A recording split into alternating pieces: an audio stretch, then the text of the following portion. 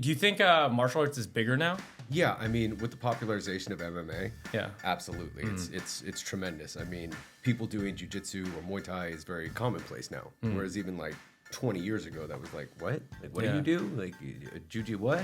Fighting is, it is fast-paced chess with dire consequences, like immediate dire consequences. Yeah. Your shit's gonna be broken. Your shit's gonna be broken, man. Yeah.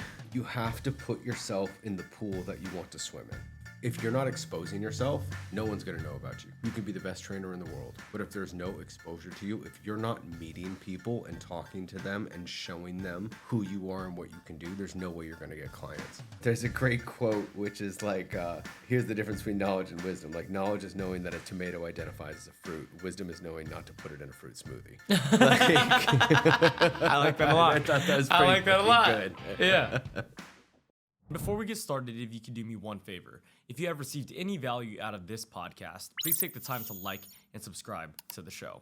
My goal is to keep growing this podcast and bring you the most creative and talented humans in the world. And taking the time to like, subscribe, and comment allows me just to do that.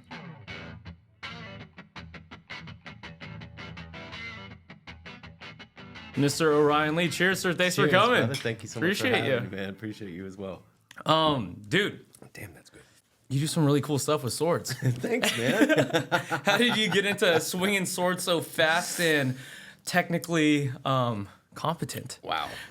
It's a long journey. Let's see. It started when I was 8. 8? Yeah, when I was 8 years old, I started martial arts. What was the first martial art? Taekwondo, like the American rite of passage as a little kid. Yeah, why is every big martial artist that I know, they start with Taekwondo? I think it's just because, like, I don't know. I mean, it goes back to like the 70s and stuff when like karate and all of the martial arts just became really big in America. And the Taekwondo and karate and like Japanese styles of martial arts just, I don't know, they took a really big placehold within all of the communities. Everywhere. I mean, it was nuts. But like, I mean, try to think of one town that doesn't have like a Taekwondo school in it. I started with, what's it called? Karate. It was like from Okinawa. Which one's that? Shotokan. So besides karate, Shotokan, everything was Taekwondo. Yeah, absolutely. Are you a lover of making cocktails or work as a career or part-time bartender? If so, mix like a pro with A Bar Above. A Bar Above has the best mixing tools on the market, from shakers and strainers to mallets and ice picks. A Bar Above has you covered with all your cocktail needs. Use code BILTZ, BILTZ, for 10% off any order. How do you think how did they come over here? Do you know? How did those martial arts make come be to the so States? Yeah. You know, definitely like during the 60s and 70s, that's when like martial arts started to get a lot of attention, like Bruce Lee coming into the mainstream and stuff like that. Also people that came to our country after wars like World War II and stuff like that, and you know, all of that, just all of the immigrants, obviously they brought their culture with them, and martial arts being a huge part of, you know, the Korean, Japanese, Chinese, Filipino culture. Yeah. And they started teaching, and we just started eating it up. It's just like, this is so sick. Especially in movies. Like when Bruce Lee like put out all those movies, I became like a big fan in terms of I'm pretty sure I got a pair of foam nunchucks. Oh, absolutely. And I was just swinging it around the house. Absolutely. Was that you? Oh, totally, dude. Yeah. Absolutely. And my father was a carpenter, so he used to make me all my training weapons as Oh, a no kid. way. Yeah. You had some like wooden nunchucks or something like that? Like, you know, wooden swords, shields. I mean, like, you know, I had the coolest toys in the neighborhood. And to come full circle, he now started making all my training weapons for me. Oh, no way. So all the swords you see me still use, today? like, yeah, my dad like makes them. That's so crazy. It's really cool. Like, do you have like, do you sell them and you give them to some of your students? Stuff like that? Or is it not that? I'll give them to my students sometimes, or like let them use them, but I don't sell them. Oh, so you're not trying to make it like a big production thing? No. I mean, he really puts his love into it. Wow. And dude, he's like 75 and retired, so Sure. like, I don't want to be like, hey, Dad, so we got an 20 sword order. You know, he's like, God damn it, okay. Have you seen some of the big wooden swords like in San Monica area? Oh yeah, the like the training apparatuses that they're using now. Yeah. So my buddy started that company. That's and awesome. He was on the podcast, and they're blowing up. He's getting like swords orders from like Japan, Brazil. Dude, that's so cool, man. Yeah, and That's he's so amazing. making sword training like strength training. That's like leverage-based training. It's crazy. Really cool. Yeah. Man. That's just so I'm so happy that like another nerd in martial arts did something like that. Yeah. And it's taking off. Taking off. Straight up kudos to him, man. Well, That's the biggest thing awesome. that was crazy with it is it's gotten all the anime people to work out.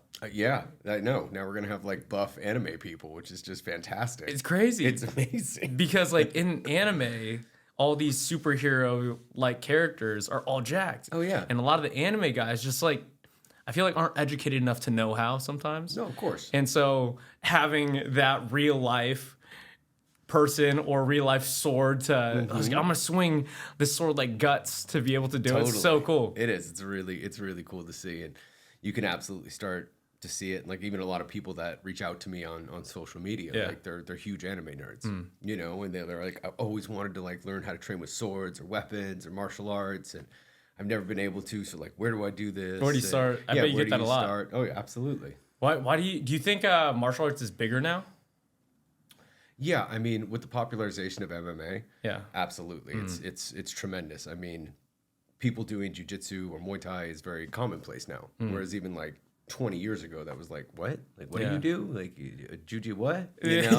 And now, like, it's really, really popular and, you know, commonly accepted. So it's just, it's amazing. Yeah, because I remember it was it kind of had a negative connotation when I grew up. Like I was like, oh, you're a yeah. dork. You're doing karate, and now it's like if you do jiu-jitsu or Muay Thai or kick some form of kickboxing, you're like, yo, you're so cool, dude. Like, Yeah. who do you train with? Like this. And that. Absolutely, man. I was like, It's- how did that why was that so different in terms of, I guess, the status of martial arts? Yeah, it's fascinating, isn't it? It is. And, you know, I really do think like MMA and the UFC had a huge role to play in that. Have you had any problems sleeping or snoring? If so, hostage tape could be your answer.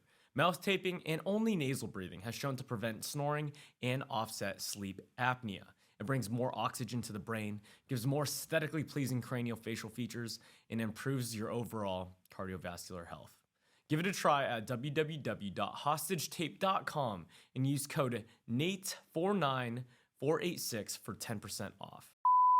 Like in the early days of the UFC, it was just like, you know, it was just savage and people didn't really understand it. But now, obviously, I'd say more of our culture has really come to accept it. There's more knowledge about what's going, you know, how these athletes and these fighters are practicing, and like they appreciate all of the hard work that goes into it. It's recognized as like an actual legitimate sport now. Yeah.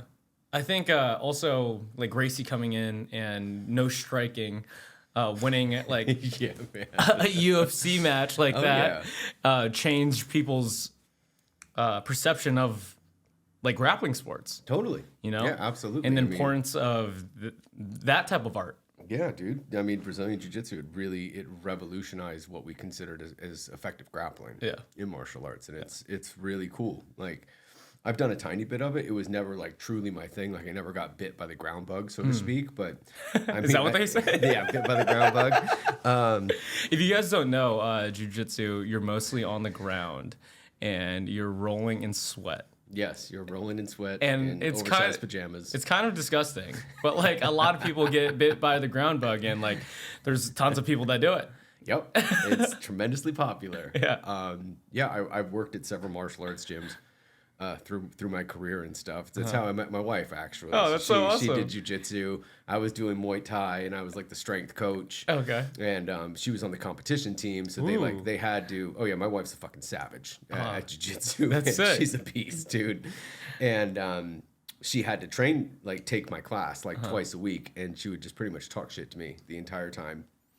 I don't want to do the goddamn coach. I don't want to fucking, you know, Yeah. make them deadlift and swing kettlebells and do all that. And I mean, we knew each other for like 3 years before ever even like consider dating or something. And then, you know, I feel like one that's the thing led best to way. next. Yeah, it really was. I feel like you have that like initial friendship and you just like get along with each other, and then especially if it's bonding over a certain activity. Yeah, It's like it always makes it more deeper and meaningful. of course. than No, versus I don't know, meeting out in a club. Or yeah, anything like that. which is still cool. Still cool. Still great. That's how you guys met. Yeah, that's cool. No judgment.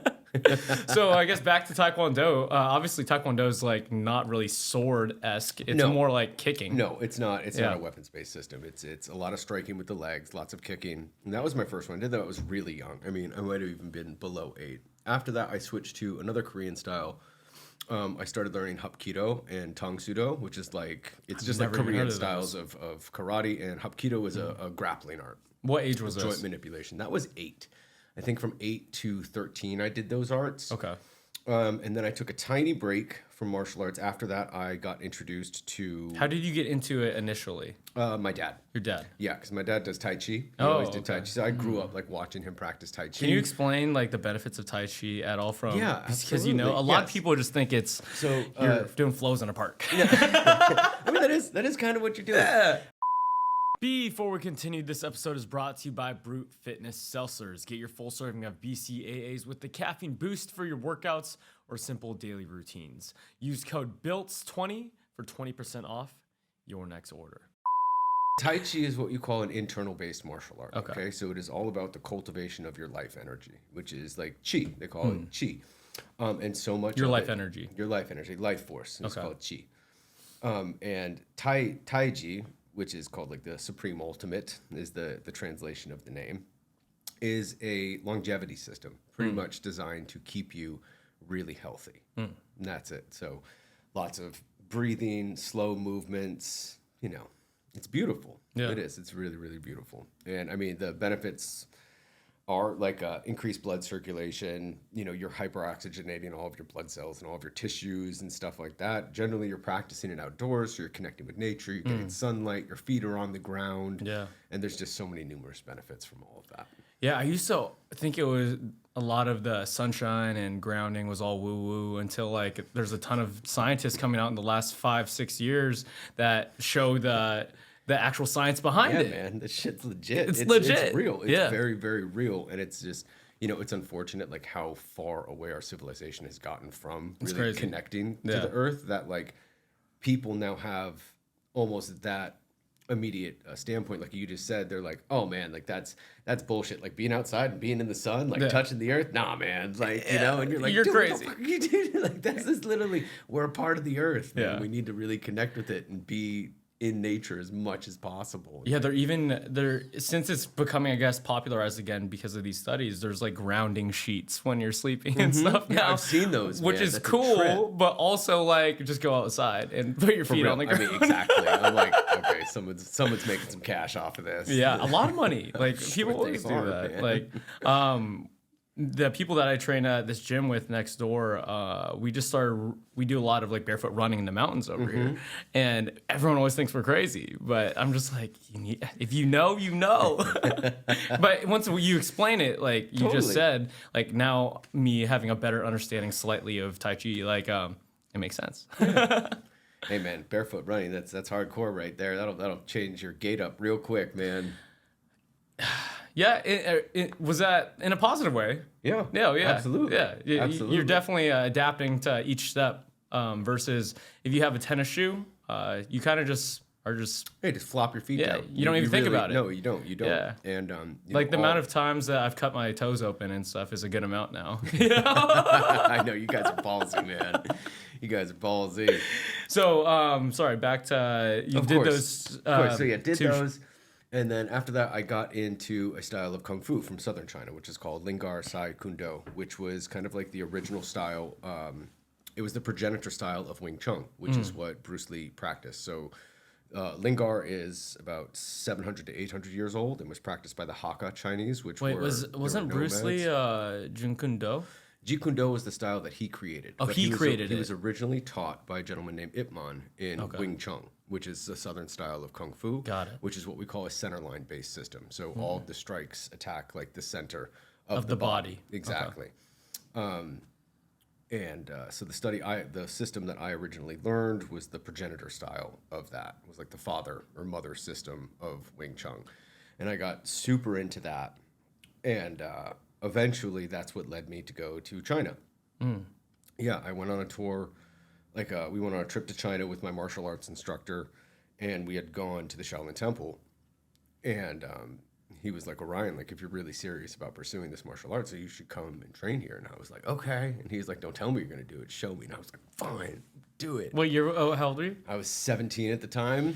And then a year later, I was in China. And I was You're like, China? what the hell Hell have are I you done? Where were you living at the time? I was on the East Coast, so I was in Connecticut. Connecticut area.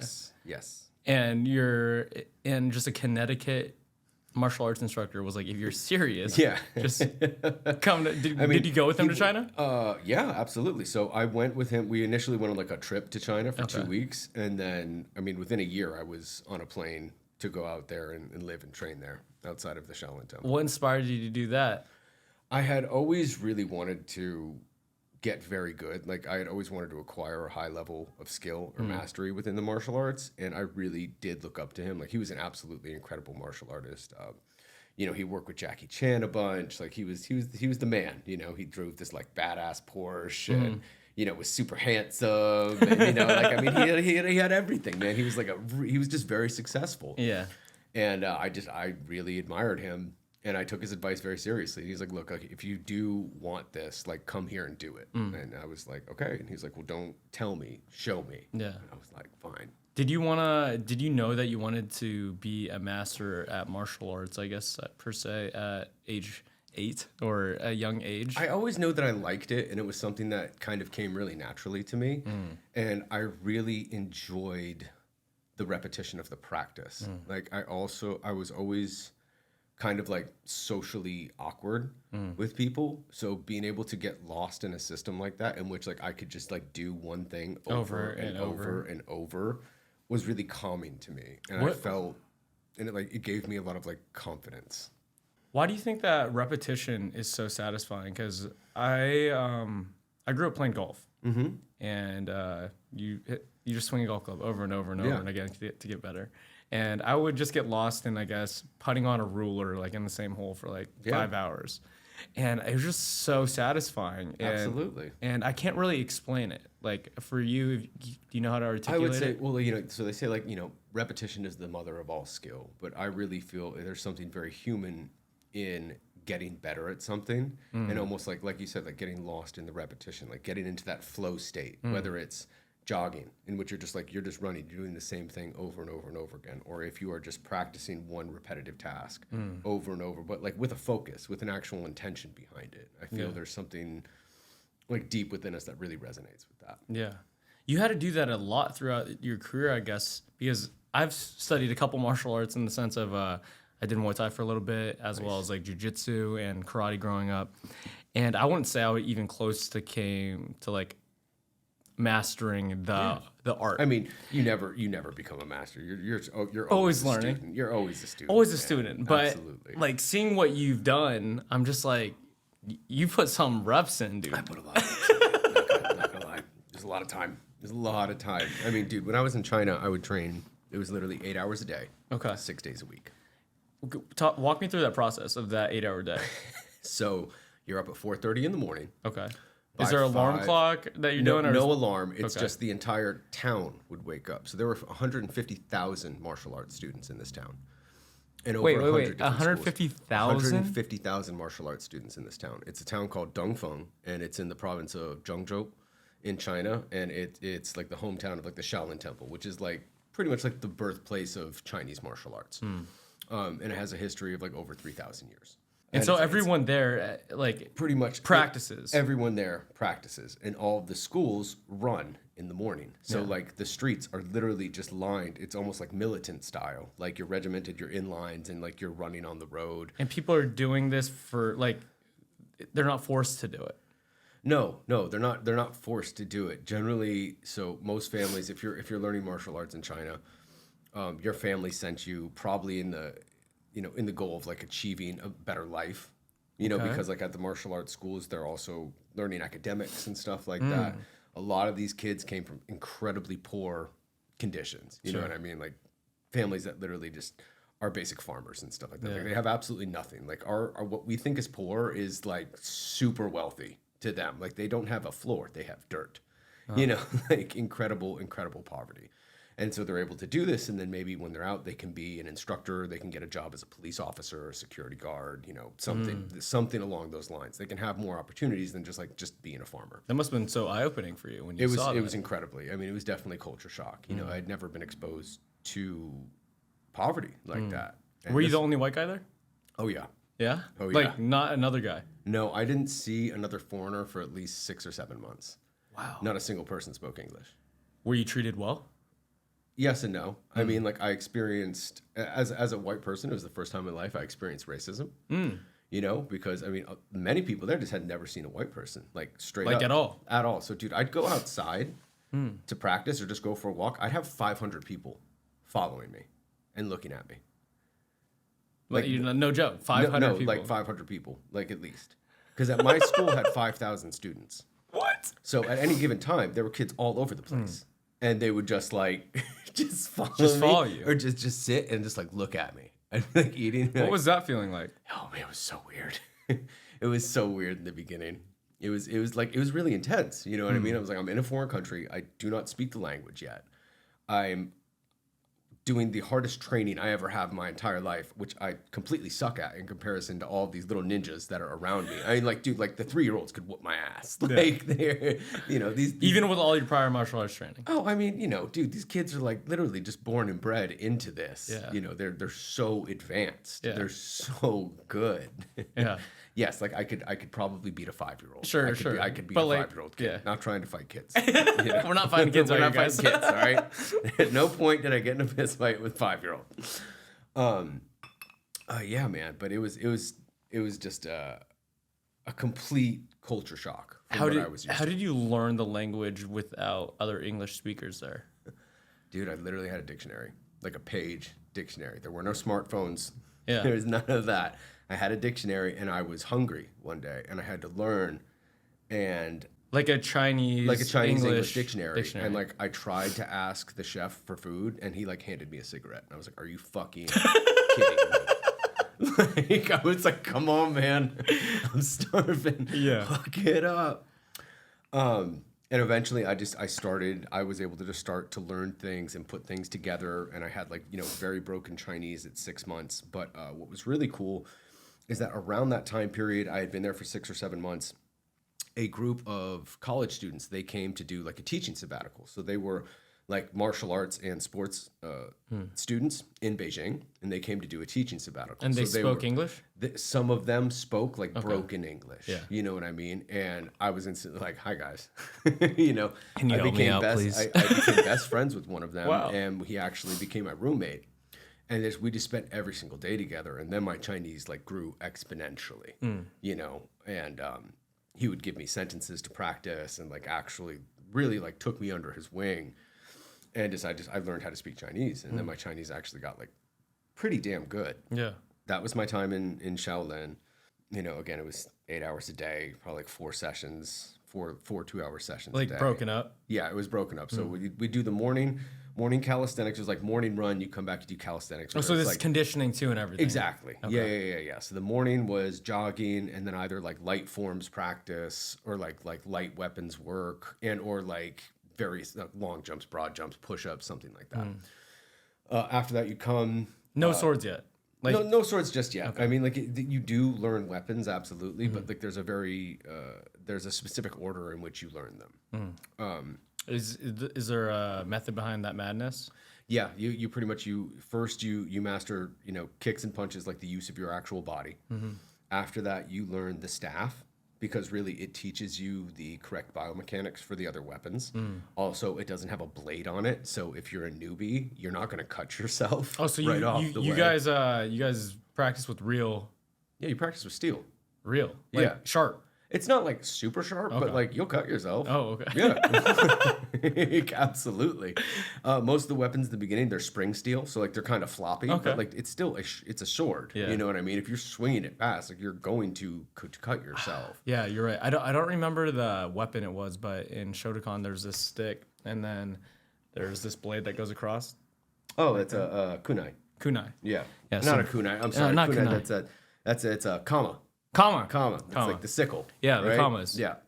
So those, and then at UCLA, I did like this acting martial arts class. I don't know if you know him. His name's Sifu Ed, and he does Kali, the Kali sticks. Kali Yes. sticks, Filipino sticks, and those are super fun. Those are awesome, man. They're so much fun. A lot of coordination too with it. Absolutely, like that. it's really cool. And now there's more science going into like what that does for you neurologically and like how actually the practice Neurologically, how? using so using the Kali sticks, how it kind of activates both halves of your brain and can really help in like preventing Alzheimer's and stuff like that, which I thought was really, really cool. Well, I just feel like even below that, a lot of people just don't use coordination in general. No, we don't. I mean, dude, we know. No, we don't really have lifestyles that require tons of coordination for the most part. For most people. You know what I mean? I mean, you definitely a lot more coordination. Yes, in people. You know? Yeah, like I had to work for that, you know? And so it's really awesome when you start doing it, but it's so hard. I mean, my students, particularly when I start teaching them Kali or any of the Filipino martial arts, like on our first couple of sessions, it's not physical exhaustion, it's mental exhaustion that gets them. Like they're literally just like, what is going on? Left hand, right hand, doing the same thing, and like they will be like, I need to stop. I can't even think right now. Yeah, I mean, sometimes like even when I'm training people, I forget that their body awareness is not as good as mine in the sense of like, hey, right arm, left leg. I was like, no, you're doing left arm, left leg. Yep. Right arm, left leg. Absolutely, right arm, left man. leg. Right arm, left leg. It's a whole process, man. And discovering how people learn, because everyone's different. You know, we're all unique, and we all have like kind of individual learning ways. Sure. And like as a trainer and teacher, discovering how to kind of communicate that effectively to each person, like that's when you start becoming a gangster, and you start getting really, really good at this stuff, and it's cool, and it makes you feel really confident in your ability as a professional. Yeah, it's kind of crazy because when you actually get the student to do the thing that you want them to do, I'm like, whoa. You're like, yeah, that's right. That's right. See that? It's super You cool. see that? It's a good feeling.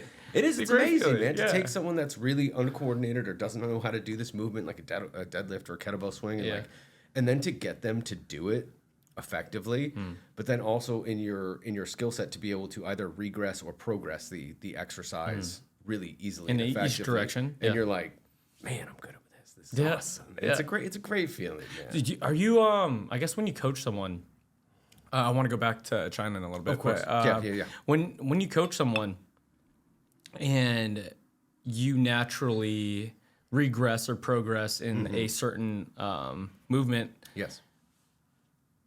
it just happens. Like, I don't think about it anymore. Do you think about it? Depends. Okay. Like when I was teaching classes and stuff like that, you know, we would have like the workout and like what I was doing would always be programmed ahead of time. And Sure. I'd usually be working in like training blocks, like actual, you know, like progressive overload, all that blah, blah, blah, blah, blah. And I would know what the regressions and progressions I was going to be using for those exercises. 100%. But again, you know, when you're looking at a person, you don't know what they're going to be at. Yeah. So you just have to be like, okay, so you're at ground zero. Here you go. Or like, oh no, you're kicking ass. Like we can bump this up a couple notches. So yeah. I guess one-on-one training, like to adapt, like do you usually, because sometimes you explain something one way to a student and they just don't get it. Yes. And then naturally you just try to figure out like how to get them there, because 99% of people might understand it this way. Yes. For example, and then you're like, why isn't this what I'm saying or how I'm articulating it making this person click? So therefore you have to like, you got to pivot, man. Pivot. You got to pivot. You'll be like, okay, what can I say Absolutely. or what do? Can I say or do or show them or how to touch them and like make them understand how to move. And then you do something so different that you've never done before, and it got them into that position, you know? And it just comes naturally, in my opinion. Yes. Now. Yeah. But it's just a weird feeling when I objectively see it from a third eye view. I'm like, whoa, like. Totally. That's cool. Absolutely. Yeah. Man, it is really cool. I mean, it is really cool. Like, I mean, I do love my job, and it's really awesome, and it's great now that there's also more of awareness within our society about like the importance of health and exercise and stuff. How would you describe, I guess, like your style of training? Man, it's been such an evolutionary process. I've done so much crazy, weird shit. I would say so. Right now, what I really specialize in is getting people stronger, teaching them some pretty cool skills, and then also increasing their strength and flexibility. Okay, so this is not strictly just martial arts. This is like No. So I'm sorry. So I'm also like a personal trainer. Like that's like my bread and butter. And I did. So more so personal trainer than martial arts. It's about 50-50 right now. Honestly, I'm like martial artist and personal trainer. I do both. There was a time when I had gotten fed up with martial arts. Like my body was broken. Like I was just beat up and I was sick with it. Also, I was just broke. Like just so broke. And that's when I got really into personal training. So that's why I was wanting to talk about like martial arts and stuff like that, because a lot of people who train, I had this guy named Greg Wooten on. Yeah, dude, he's fucking savage. Oh, you know Greg? Yeah, absolutely. He's a professional Muay Thai fighter. Yeah. He's a world champ. So yeah. I had Greg on, and he's a good friend of me and Kev. Oh, really? Yeah. Dude, he's really good, man. Yeah, he's a great. really good fighter. So he trains me and Kevin Muay Thai. No shit. Yeah. That's great. And dude, I want to come. Yeah, we'll have you. Absolutely. And he trains at Left Hand right next to Kev's house. Oh, cool. Yeah. And so we go over there sometimes. But he was talking about just like as a martial artist, when you're training, like a lot of them don't make any money. Like, especially if you go to Thailand, like all of them are like, their fights are their living. They get nothing, man. And you know, it's like they have to pay it to they have to pay their trainers, and they pay the gym fees, and like which is crazy. And I'm just like, in a world where that's real, I'm like, dang, they still decide. I guess for him or a lot of fighters in the U.S., not necessarily over there, because over there they don't have a choice a lot. Like over there, that's like the thing, like that's it. That's man. it. It's like either that or like go back to the farm. Like legit, like there's nothing else. Like for some people to choose to train every day and do that versus get a normal job and do X, Y, and Z, like I just don't understand it sometimes from my perspective. I mean, it's absolutely crazy, but you know, also like I couldn't work a desk job. Like I physically could not do it. Like like my soul would die. And I did go through hell, like choosing to be a martial artist, choosing to be like a competitive fighter and shit like that. You know, dude, I was dead broke, like practically living at the gym, or like, you know, you have like 3 roommates. Yeah, like, you know, it's crazy. Like you have no money. Yeah, and it's just brutal. It's a brutal way of existence. I guess like why were you incentivized to do that? I did it because I wanted to. I always enjoyed picking things that were really hard. And things that maybe I had self-doubt about. And I was like, well, maybe I can't do that. I was like, I'm going to make myself do that. I'm going to make myself get into that uncomfortable place because I know I can learn and I can grow and I can flourish there. And then after a while, I did get sick of it after a certain time. I think I was around your age when I started really kind of getting to the point where I was like, dude, this is crushing me. I think I was in my late 20s or something like that. I had my last fight at 29 or 30. Okay. And I was like, I need to do something else because I'm not really like making a ton of cash now. From fighting. From fighting, teaching martial arts, like just doing everything involved in like within the martial arts community. Sure. You know what I mean? Whether it was like teaching weapons, teaching Muay Thai, competing in Muay Thai, like all that shit. Like nothing was making me any cash. And that's when I got really into personal training and started going down the rabbit hole of like pursuing that. Like and really educating myself and just doing that to the highest of my ability. And then for a couple years, I kind of like fell off the martial arts thing. And then eventually my body, he learned how to heal my body from all the insane injuries. You? Yeah. Yeah, no, I was fucking broken, dude. How did you do that? How did you heal it? Through like just legit strength training, good flexibility and mobility training protocols and stuff like that. Yeah, you said really sticking to it. 3 types, 3 preventions for injury. You said was what? Strength, flexibility, mobility, right? Yeah.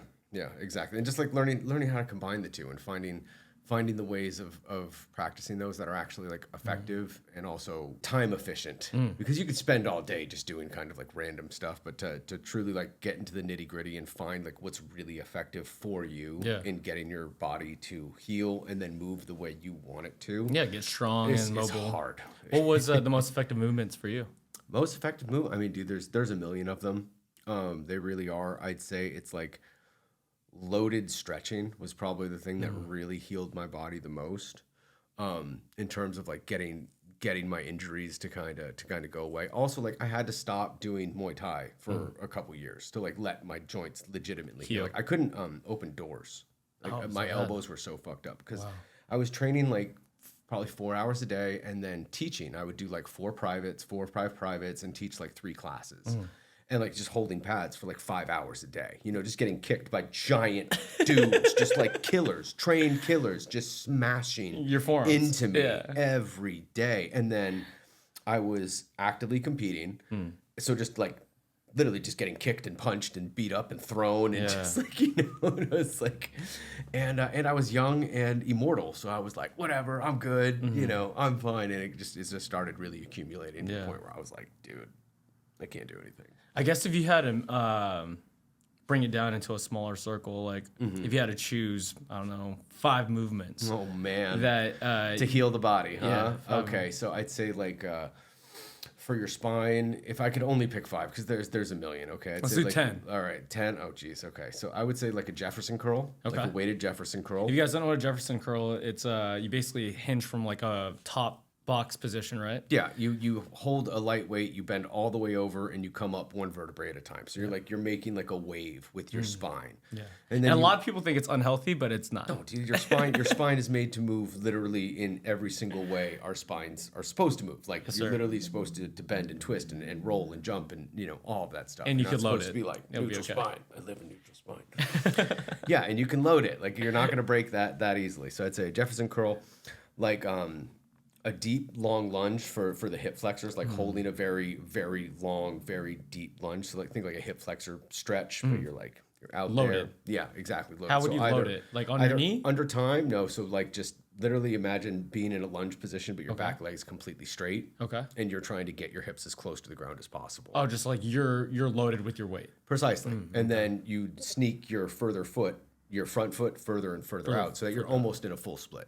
Ultimately you're holding a split, but like you're just like 3 inches off. And how long should they hold it for? Start with 30 seconds. 30 seconds on each side. You can progress up to a minute on each leg, and then there would be other movements. Like once you can get to that, now you like change the movement, go up in you move to the next progression. For the shoulders, like front of the shoulders, like a skin cat is fantastic. So like on the rings, just like hanging, inverting on the rings, and or just hanging a in that pull-up bar, position. or pull-up bar is really good too. Is there benefits to the ring? I do, yes, because they rotate, so it's a lot more natural for the shoulder position, whereas the bar is very fixed. Sure. So if you already have really tight shoulders, previous injuries and stuff like that, like being locked in that position may not be super beneficial. Where on the rings, like you can twist. You can move. You can just find more range that way. You can find more range, or like not put yourself in a compromised position. So let's see, that's 3. Like a loaded horse stance for the inner thighs and the hips. I just started doing those. Oh, dude, they're the best. Yeah, They're really good. It helps open up your hips insanely. Dude, it'll strengthen your adductors like crazy, man. You'll be doing like the Jean-Claude Van Damme splits. Can you do those? I can. Oh, that's so I can. So cool. I'm not gonna do it right now, but yeah, absolutely. Not in these jeans. I was always fascinated watching those movies. What was it, Bloodsport? Oh, dude, that shaped me as a man. Yeah. Absolutely. Oh yeah, dude, like Bloodsport and kickboxer. Yeah. Hells yeah. It was when he was tied against the ropes and he'd pull them together and they just rip. And I was just like, that cannot be good. Like that cannot be good. I was like, no way. This is not the way. I was like, this cannot be the way. And then just fucking kicking that bamboo over and over again and just like splitting open. I was like, dang, I'm soft. That was the way, man. So every Friday in China was flexibility day, and I would cry every Friday. Every Friday. Serious? Oh, dude, fucking awful. My instructor would put me in a full split. What do you mean put you in a full split? See, he would open my legs as far as they would open. Okay. He would then get his comic book and he would sit on my ass and read for 30 minutes in each position. And I would just start to cry. And he'd be like, no. And he'd just turn the page. Are you kidding? No, I'm not kidding. I'm absolutely not kidding. No. It was terrible. Dude, I feel so soft because like I'll be in a split position which I can't get there yet, and I'll hold it for like a minute. I feel so proud of myself. And you know what I'm saying? It's 30 minutes. I mean, I would literally just lose it. Like I would have it together for 10 minutes, and then you're just like, please get off me. Like, yeah, it was. What did that teach you? Ruthless. It increased my pain tolerance. It did get me very flexible. I mean, like when I left China, I could literally just grab my leg and hold it right above my head. Wow. Like I could just, and I mean, I could just do full splits pretty much at any given time. I mean, I could probably do a side split right now, but the center split, like I legit have to warm up for that. That's the center split then. If someone wants to get more flexible, like what would they do? We still have 7 more movements, but. Oh yeah. Oh geez, man. What would they do? It's like, hey, find a really good flexibility coach and work with them. Amazing guy who I've worked with, his name is Aaron Lucas. His Instagram handle is Range of Strength. He's a genius, and the way he programs is very, very simple, and it combines flexibility work with strength training, and it's amazing. I mean, the gains I got working with him were very easy to achieve, and he makes it in like such a scalable way. He has an awesome app, and it's completely affordable. I think it's like $50 or $60 a month or something like that, and you have like unlimited access and can pick the routines, and he's really good. Heck yeah. So like find someone like that and learn from them. Like I just really don't recommend people just be like, oh, well, I want to stretch, so I'm just gonna like hold this position or something. No, like if you don't know what you're doing, find someone who knows what they're doing and pay them to learn. Yeah. You know, like I mean, we educate do yourself. Yeah, exactly. Yeah. And we're coaches, you know? Precisely. The thing so is, you can hire us. Yeah. And we can make you more flexible. Well, the thing is, I heard this quote the other day, or it was a couple months now. It was like, I'd rather have the lesson without the scars. Like going through, like, just trying to figure out yourself, and it's taking you a lot longer. I mean, and that's that's really what it is. Like, you can do it that way. Yeah. You can, and like you said, like you can get the scars, but you can also waste a tremendous amount of time. Or then even hurt yourself or something, or like, you know, or you don't get anywhere. And that's what I feel really discourages a lot of people. They're like, oh, well, I've tried stretching and it didn't really work for me. And it's like, well, you actually didn't really know what you were doing, and you held a position for 10 seconds, and then you were like, oh, well, this isn't working. You know, fuck it, I'm never gonna do this again. Like, oh, throw you back out. You know. Yeah. And especially since you don't know what you're doing, you have a better chance of throwing your back out. Of course, man. Yeah, absolutely. I mean, you know, flexibility training is literally just like it's just like anything else in your life. Like, you have to put the time into it. Why should someone be flexible? Why? It's about resiliency, man. Like, if you don't want to hurt yourself and you want to be able to really move the way a human should, or just be able to do anything you want to do at any given time, you want to be as flexible as you can. You know what I mean? Or at least as flexible as you need to be. You know?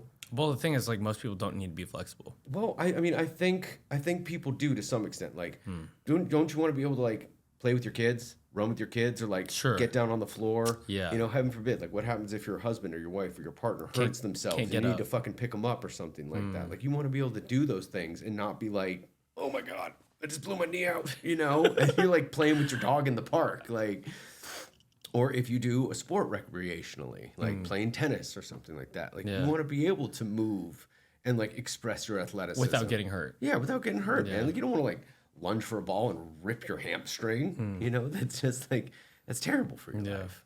Yeah. So Jefferson curl, we have so the Jefferson curl. For the spine, we have the Jefferson curl. For the front side of the hips, for the hip flexors, we have the long lunge. For the inner thighs, we have loaded horse stance. Yep, loaded horse stance. For the outside of the hips, so for stretching the glutes, like an elevated pigeon pole, which you kind of like, you fold, you get into like a pigeon pose, and then you like lean forward, and then you come out of that, and you lean forward again. Do that for like, you know, sets of like 10 reps or something like that. It's a really great one to stretch the outside of the hip. For the side of the body, literally any type of side bend, you could grab a weight and lean to the side. You could be on like a reverse hyperextension, just let your body hang. You can on the side? Yeah, exactly. So just stretching out like the lateral chain. I feel that's often, particularly like within fitness or, you know, with the exercise community, it's one of the most neglected aspects of the body. We do everything in kind of like this frontal plane, like, you know, we do bicep curls, we do bench press, we do pull up, but like, we don't twist or stretch the side of our body. Yeah, no one talked about the transverse plane. No, and like, you know, just stretching all of this stuff, it feels amazing. You're like, oh yeah, I feel fucking great right now. So I strongly recommend people to do that if they immediately want to feel better. Shoulders, for the shoulders, we have the skin cat, like the bottom of the skin cat. It's called the German hang. You can do That's so hard for a lot of people though, bro. So it is, and that's why I was like, okay, so maybe not that one.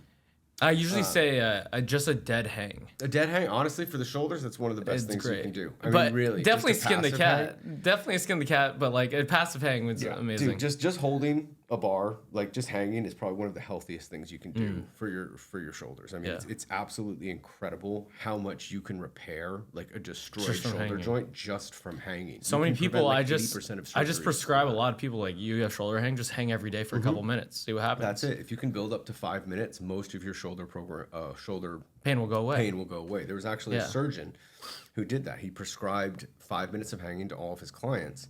80% of them did not need the surgeries after 3 months. 100%. And that's like, just hang. That's pretty impressive, man. Like, also bad for your business, but like, I appreciate you. Like, thank you. Exactly. Because I'm just like, so many people are like, what can I pay to fix it? Yeah. Versus like, what can you physically do that you don't want to do to fix it? I mean, and therein lies the work. A lot of people don't want to have to go through the discomfort of the PT or the training.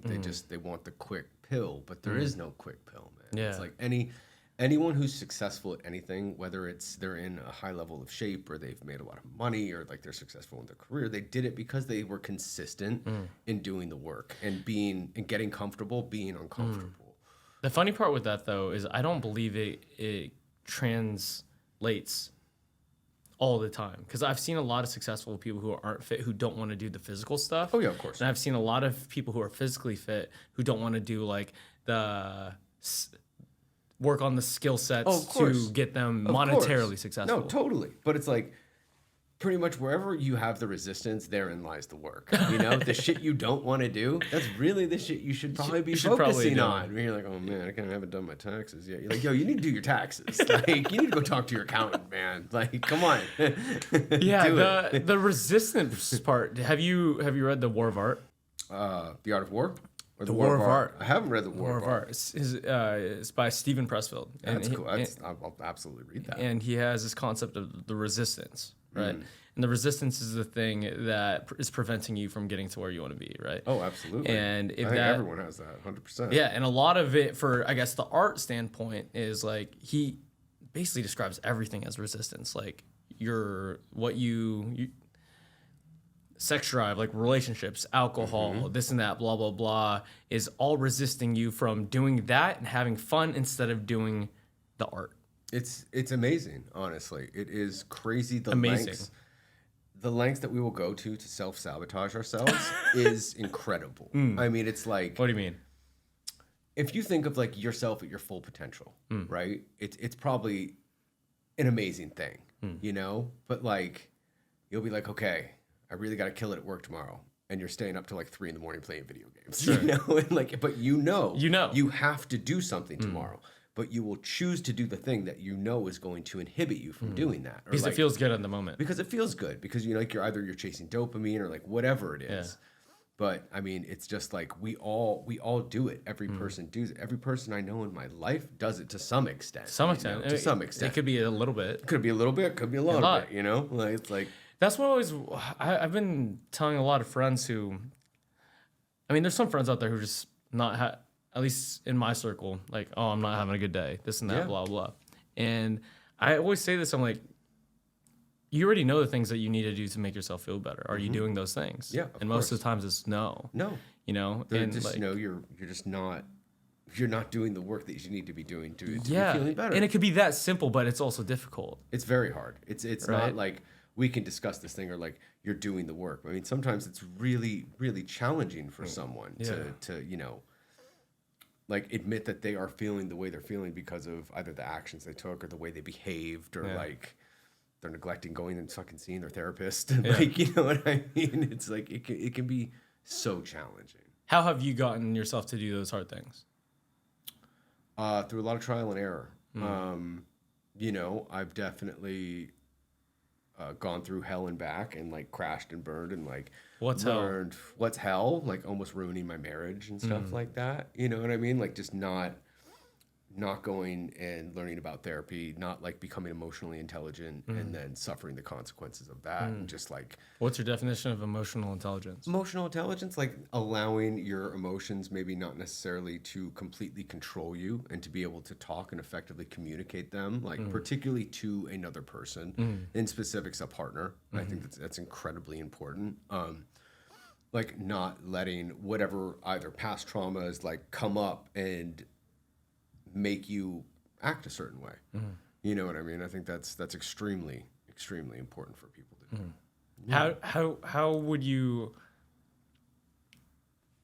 How would you help someone else do that? How would I help someone? Yeah. See, go find a really good therapist and work with them. Man, I ain't Go touching work that with with a 10-foot pole, man. No way, dude.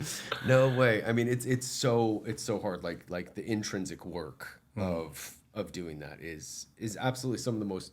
I've done some pretty hard stuff in my life, and like that is One of the hardest. by and large like the absolute hardest.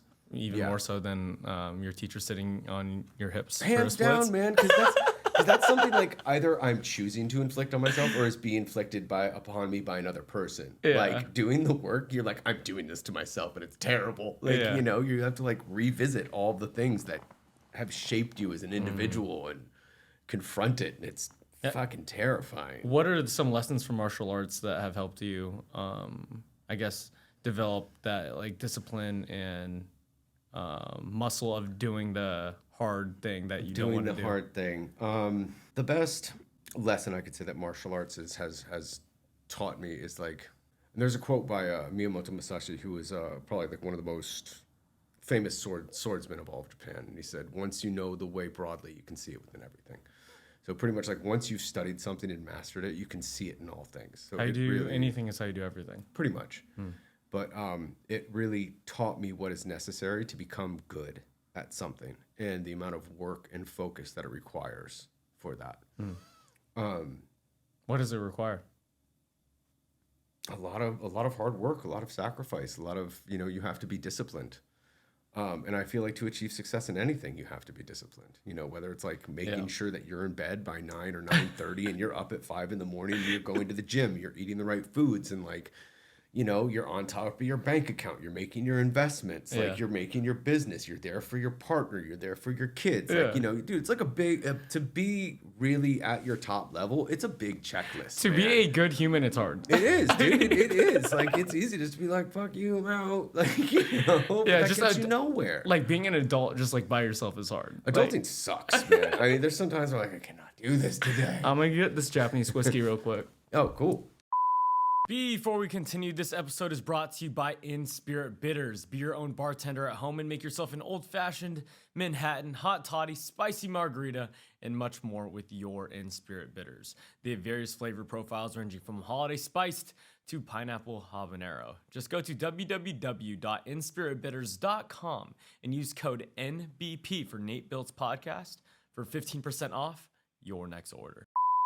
Any other movements that you find essential that anyone could benefit from? Man, dude, there's so many. I'm just curious, bro, because this is like which card out of the deck of cards do you like the most? Yeah. Well, how did you get to the swordsmanship from Swordsmanship? So that really did come from learning kung fu, or I should say gong fu. When I was in China. The second... Is that how you pronounce it? Gong fu? Gong fu is the proper pronunciation if you're speaking Mandarin. The second weapon that you learn is the broadsword. So it's a single-edged sword. And that was the one I really, really took to. The motions are like really fast and a little bit more aggressive, like not... the straight sword they use in Chinese martial arts, it's really flowery and fluid and very graceful. And like I didn't possess as much of that. It never really like grabbed at me. So I really, really fell in love with the broadsword. So I just took to that. But I also always loved Japanese swordsmanship. So all of the work like with the katana and stuff. Like Is that the one that you currently use a lot? So I created a hybrid. So I created, it's like half Chinese sword, half Japanese sword. So it's slightly shorter than a katana, but it has an 11-inch handle, which is a katana-based handle. So I can use any of my swords I can use for two-hand and or single-handed movements. Yeah. And you were just like, I like both of them. Let's combine them. Yeah, I was like, dude, let's do my own thing, man. Yeah. Like, you know, I didn't want to just stay within like a traditional boundaries. I wanted to express all of my knowledge into what I'm doing because that's what martial arts really is in and of itself. It is a physical expression of intrinsic wisdom. You know, it's a physical expression of who you are and what you have learned. And, you know, there sometimes like people give you like a lot of trouble for like either, especially back in the day, for like combining styles or something like that, or like A lot learning of- different types of martial arts. Yeah. They're like, oh no, you can't do that. Like, you know, you're my student. You can only train here. Like, you can't. You know, nowadays it's way more commonly accepted. Like MMA, obviously, like you do jiu-jitsu, you go to learn Muay Thai, you go learn boxing, you do, you know, whatever. And you combine them all together. You combine them all together, and it's beautiful. And you create this amazing system, which is completely individualized to you, and it's a really expression of you as a fighter or a martial artist or anything. And so that's just what I started doing. So I combine all my systems. I use, you know, I pull movements from all of like Kali and the Filipino martial arts, from Penchat Silat, which is from Indonesia, from Chinese Kung Fu and Wushu, and like multiple styles of Kung Fu. Where did you pick everything else up from? Because obviously, like, you were in China studying those martial arts. So I But was in China for five years. And then after that, I moved to Japan.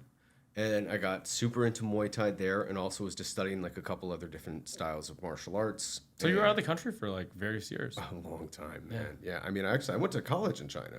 So after my first year in Shaolin, I went to Beijing Sports University in Beijing. Like I told you, my friends that came from the university, they were from that university.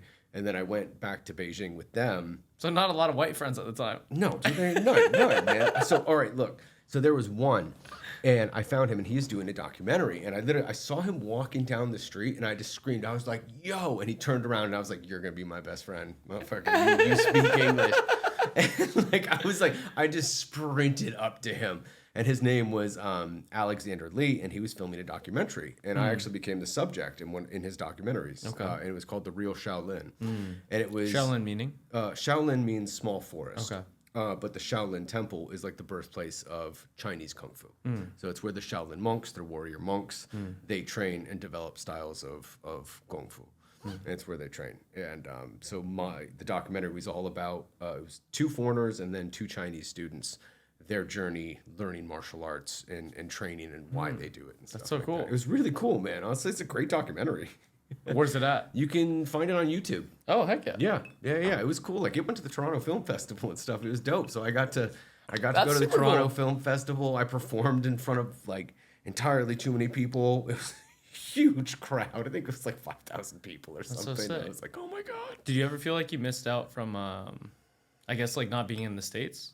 Like you were just training martial arts for so many years. I did. I was so laser focused when I was there. I was just learning Chinese and I was just studying martial arts, and I was just doing those 2 things. Like if I wasn't doing those 2 things, I wanted nothing to do with it. You know. Occasionally, like me and my friends, we'd go out and get dinner and like have some beers or something like that. But like I was never up in the club or going out or, you know, like none of that, man. I was very, very serious about what I was doing.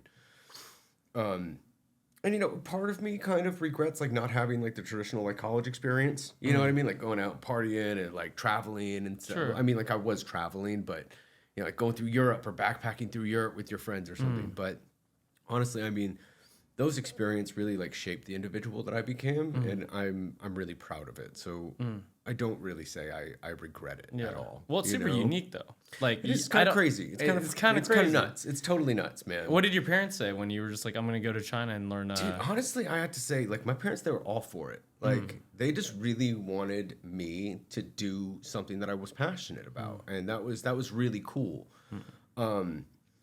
Because like I went to like a semester of community college, and I was like, dude, I'm not vibing with this. Like, yeah, it's okay. Like I understand like why I'm here, but like I don't know what school I want to go to after this. I don't know. Like I'm 18. I have no idea what I want to do with the rest of my life. You know, like I really have you're no pressurized idea. at that time too. You are, and I feel that's really kind of unfortunate. You're like, pick your major. You're like, I don't know what I want to do. I'm 18. Yeah. Like, you know, dude, you're still a kid. Like, you might be legally adult, but you are a kid. You don't know what you want to do. Dude, you have no idea. Yeah. But really, I don't think college is necessarily about learning that. It's like it's saying to whoever's hiring you down the road that like that you showed up and did a thing and learned things, you know, and that you are capable of doing that. Yeah. So like you have some discipline. 100%. You know. Yeah. I went to community college as well. I didn't know what I wanted to do. I knew that at that time I was pursuing professional golf.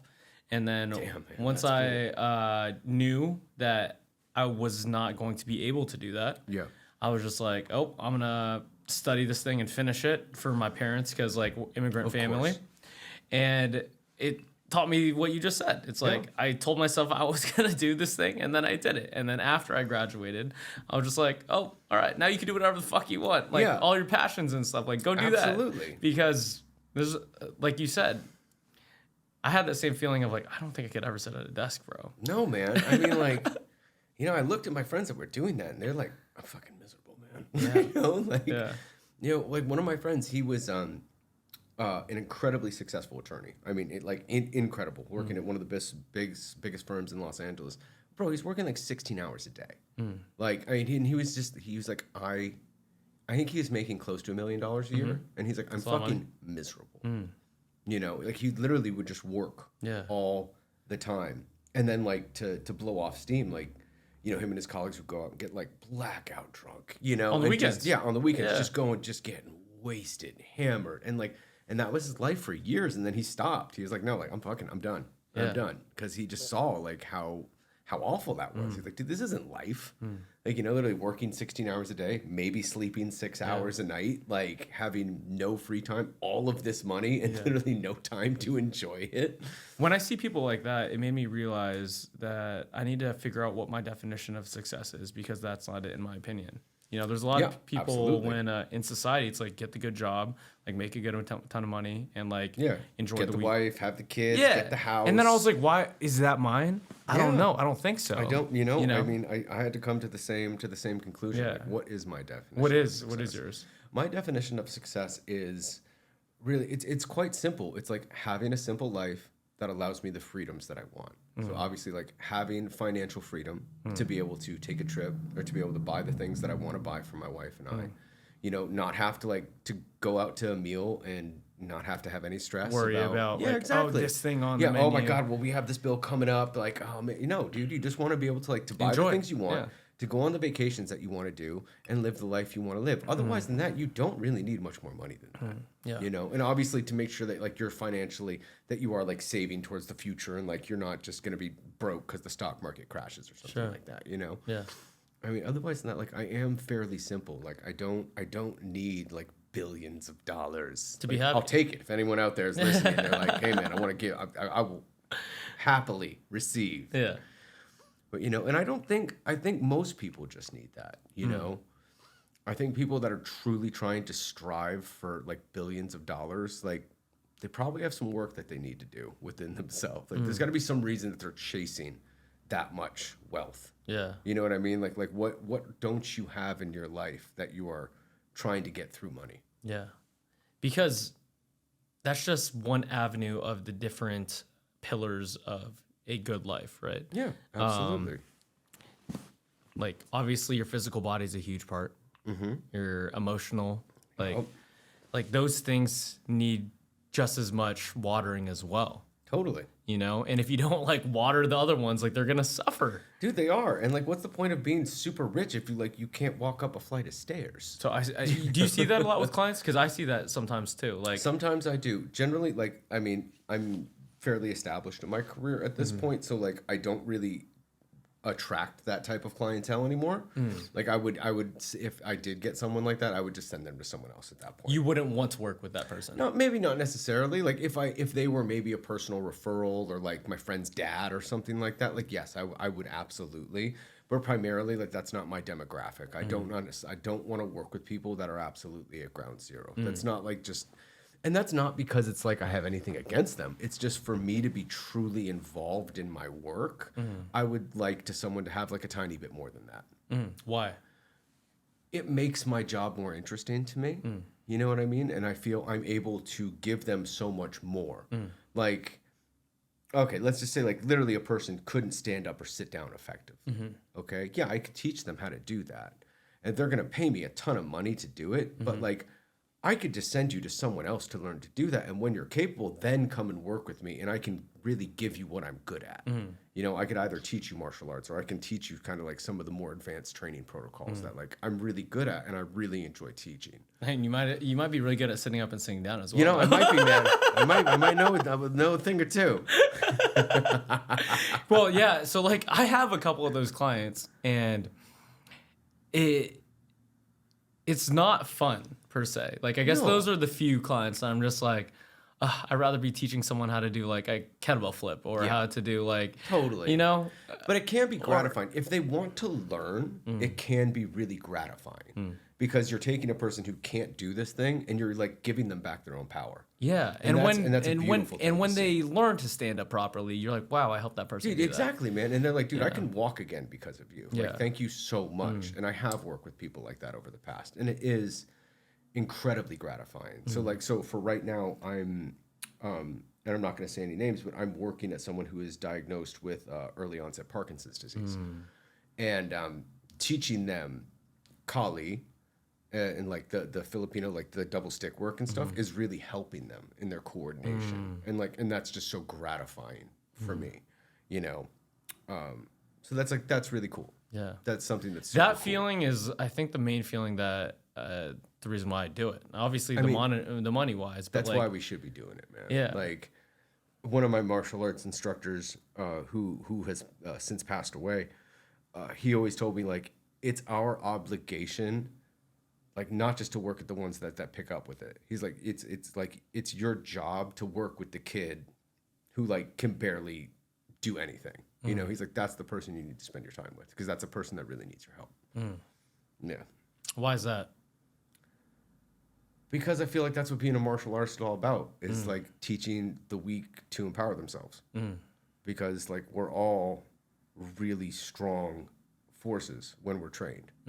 But it takes someone to give that strength to another individual. Yeah. You know, you have to teach someone how to see like that they are strong within themselves.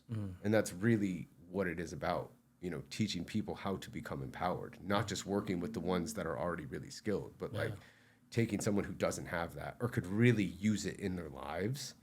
And that's what being a teacher is. I feel like that's where confidence comes from too. It's like being able to get yourself from A to B and be like, oh, I did that. Yeah, I did that. Holy shit, I did that. And that's still alive. and that's the evidence too. Yeah, absolutely. You know? Absolutely, man. You said that you weren't like good at like with people in the beginning aspects. How did you get to that? Because the job that we have, you have to be really communicative, and like a lot of clients, correct me if I'm wrong, like they talk to you about everything. Oh, dude, you're a therapist. I call it like I would wear a mask. Like when I'm working, it's like I can put it on and just switch immediately. I could be like, you know. You had to learn that somehow, though. Of course. No, I mean, you definitely did. And like, I can do it. It was just not necessarily ever natural. But also like when I'm teaching someone, I am within my element. Like I'm doing something that I'm really comfortable and I'm really educated in and I'm very confident while I'm doing it. So like I have that backing me up as opposed to like just being in a regular social situation in which you're just like, hi. Hello. Hey. And like I'm not doing that thing, which was always just, dude, it was super challenging for me. And like it still is. Like I still get like social anxiety. And it's so stupid. Because people are like, dude, just chill the fuck out, man. Like my wife's like, right, shut the fuck up. Okay. Yes, ma'am. Okay, yes, I got you. I didn't really think about that. Like being around like the space that you know well makes it more comfortable to be that person for other people. Yeah, because you're just like, no, I know where every single weight is. I know every single person here. Like it's your space, it's your environment, it's your zone, man. You're familiar with everything. Going to a completely foreign place, you're like, I don't fucking know what's going on. It's just like, I need to learn this quick. Yeah. I was reading that you studied a lot of Ido Portal's, a little bit of his stuff. I did. So I worked with one of Ido Portal's students. I did their online coaching program. Okay. So his name is Johnny Sapinoso. He's fucking incredible. I mean, if you ever watch the way he moves. Yeah. So I trained with them for about 2.5 years. What did you learn from that? Because so much. I follow a lot of their stuff, like their Instagram. Bro, it was such a deep dive. Like their standards are ridiculously high. And so I had to train about 5 hours a day, 6 days a week for that. For online? For online. Oh. And then you had to submit videos of you doing it to graduate to like the next course. So it was like 12-week phases. And it was 6 workouts a week. The workouts would either be like lower body strength, bent arm strength, straight arm strength, hand balancing, and then like locomotive patterns and stuff like that. Locomotive patterns. Locomotive patterns. So like various ways of moving. Think like animal flow and stuff like that. So it's like a combination of like what you would say like animal flow, capoeira, various gait mechanics, like running, bounding. It's like various stuff like that. Contemporary dance. A lot of it was pulled from very almost like organic ways of moving your body and like learning how to control yourself. So what I learned was extraordinary. I mean, I learned so much about how to strengthen the human body, how to in a different way, though, in a very different way. Can you explain those differences? Because like when you think about like a lot of people in the U.S., they think bodybuilding, powerlifting. You know, that's what I grew up on, and that's what I thought strong was until I came across some of these people like Ido Portal. So some of it is programmed the same. You know, but it will be like slightly different exercises and stuff, maybe taken from like gymnastics strength training. So like what's a movement that was weird that you're like, I can't believe this is in here, like this is crazy? Like a muscle up, like learning how to do a muscle up, but like actually learning the steps and how to get you to that point. Like and without a there, care, like a no, strict. like completely strict, and how to develop the skills and to develop an actual false grip. And this would be on yeah, I mean this would be like the program. Like one of the workouts that I did, it was, and I did this for months. It was 2 false grip pull-ups, so like holding the ring, like right here. 2 false grip pull-ups with a 5-second hang, and then 2 dips. Like on it would the be rings. right. You wouldn't even grip it. So it's literally resting right on like the bottom of your wrist, and then comes up through your thumb, and that allows you to transition over the rings. Because if you were here, you physically can't do it. This gives you the mechanical leverage to actually you go from a pulling to a pushing position. So we would do 2 pull-ups, and then 2 dips on the rings, and then I would repeat that for 30 minutes. What? Yeah. Just, you know, we rest a couple seconds, 30 get minutes? back to it. And each week I would record how many rounds I got. And then you start getting up to like 30 rounds, something like that, you know, where you're just getting gangsters. You're getting so strong. So the people who are graduating from this are like legit. Oh, dude, I mean, you have to be a beast. Like I said, like you had to train 5 hours a day to get the workout in. What? And that was literally one of the workouts, dude. Like I still had like 2 more workouts to do in the day. Like, so that was like one of the bent arm workouts, and then like the hand balancing component of it would be real. That was so hard. Are you good at handstands? I destroyed my right wrist doing it though. So you know the planche? Yeah. The planche. Chasing the planche is what like really it just crushed me. Like I don't think I ever had super good wrist mobility.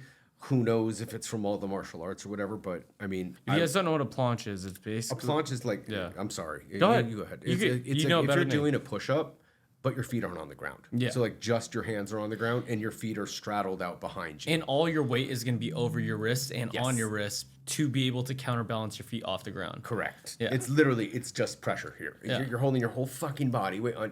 It's retarded when you think of it. You're like, why would you want to do that? But I was like... I'm going to learn how to do this. It's literally superhuman strength. It is. It's crazy. Yeah. I mean, it's crazy. But so much of what goes through the wrist is tendon and ligament. Like, there's not a lot of muscle right here. You know what I mean? It's tendon and ligament. And those heal and or grow at 1/16 the speed of muscle tissue. So it takes substantially longer for your tendons to adapt to like the stress from exercise or impact. What's or like good that. wrist mobility and strength skills that you learn from there or in? Yeah, absolutely. First knuckle push-ups, which are like knuckle push-ups. So if this was the floor, like pushing up like this. Okay. That's gonna really develop like your control, particularly like as you're in a handstand. And then there's like all these various like wrist stretches and strengthening drills you do from the floor, and you would do that before any of the upper body like hand balancing routines. And those are all hard. Like wrist stuff is so sensitive. I saw working with Greg, he could do push-ups on his wrist like this. And I was just like, I can't do that. You got to take your time. That's the thing. You have to really start easy, man. Like if you get like me, like I got greedy and was like, I'll just do it. But like I destroyed my wrist because of that. Because like you have to work at the level you're at. You cannot. Was this recent? No, this was years ago at this point. I mean, this must have been 7-8 years ago. Or something like that. So his method's been around for that long? Dude, long time, man. Yeah, Ido, I don't know how old Ido is, but I mean, he's been doing this for, probably like 3 decades or something. Really? Yeah, I mean, I think he might be in his 50s somewhere around there. there. He's definitely. Yeah, he's great up. Yeah. So I mean, he's been kicking ass for a long time. The only time I found out about him was when he was training McGregor. Yeah. I remember that whole thing, man. Absolutely. And he was having McGregor doing like those crazy animalistic, All the lizard crawls and stuff. lizard like crawls that. and the balancing on like the pipes. I was like, this is different. Yeah, this is different. It's really honestly, it's really cool. Is it for everyone? No, it's not for everyone. It's for people that really want to do a deep dive into human training and stuff like that, and into movement. Like, is it for everyone? No. Like, is it? I don't know, the holy grail of training. Like, maybe not. I don't know. You know, it was really cool, and it taught me a lot, which was amazing because like I was a trainer, I was a teacher, so like I was able to take that knowledge I was learning and then transmit it into my training and my group classes and stuff like that, and like, you know, I had like a tremendously successful gym, a lot of because of like that method of training and like and how what they taught me. What was this? What gym was that? It was called 34 North. Okay, that's the one we were talking about. Yeah, exactly. Yeah. So the first one was a really tiny little garage space that I started working at with a really close friend of mine. Did you open it? Was it your gym? No, it was not my gym. So it was a gentleman. His name was Tanner Marty. He was my best friend, and he owned it. I become the head trainer and stuff like that. Like I had like a little bit of like equity within the company and stuff, but like it was not. They still have the website up and everything. Do they? Yeah. That's amazing. I was looking at it. Gee, it just never took it down. Yeah, he moved on. I think he's in like Ohio or something like that, Idaho or Ohio or something. Is he doing something similar? I think he's doing like an online coaching program and stuff like that now. I think he teaches like men online, particularly like geared towards like dads and stuff. He's a father. But yeah, I mean, we just created like an awesome community, really cool space. Like really, it was like the best group training classes I think that you could find. It was really cool. Like the amount of like what would be different about those than a normal look, class? In the beginning, like I did all of the programming for it. So it would be 6 to 12 week training blocks that progressed every 2 weeks. So every 2 weeks. And like, I guess like what's the goal of the classes? So the goals of the classes were to teach you various skills depending on what class. So we had a class that we called like Fluxio, which was upper body strength and conditioning, and lower body like locomotive patterns and stuff like that. So it was to teach you all the awesome like gymnastics ring strength training moves and make you super yoked in your upper body, and then make you really like flowy and organic in your lower body. And then we had another class that we called Omnis, which was like let's just call it lower body training. So a combination of like traditional strength and bodybuilding for your lower body paired with like body conditioning, like lower body conditioning drills, like sled sprints, banded sprints, Is slam everything balls, free weights? cleans.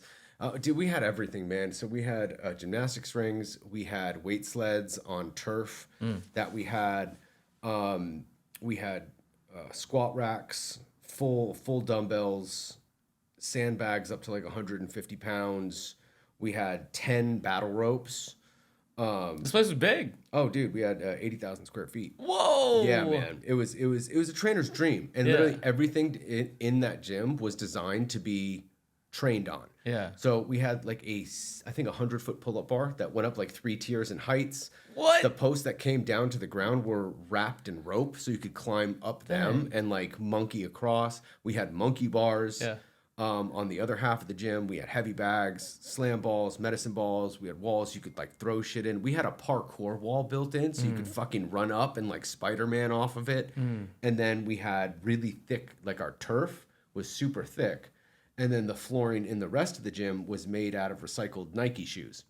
And it was really thick, dude. So you could drop shit. You could drop shit and you would like spring off that motherfucker. Like you could just like, it was really cool, man. It was a beautiful place. Is that something that you would potentially want to replicate or anything like that? Because, hell no. Just after COVID was just so brutal, and it was so hard to see like what we went through, and I just don't know if I'd want to create another brick and mortar. Also, dude, I was so married to that business. Like I was just there, and I would get there at 5:45 every morning, and I would pretty much get home at like close to 8 p.m.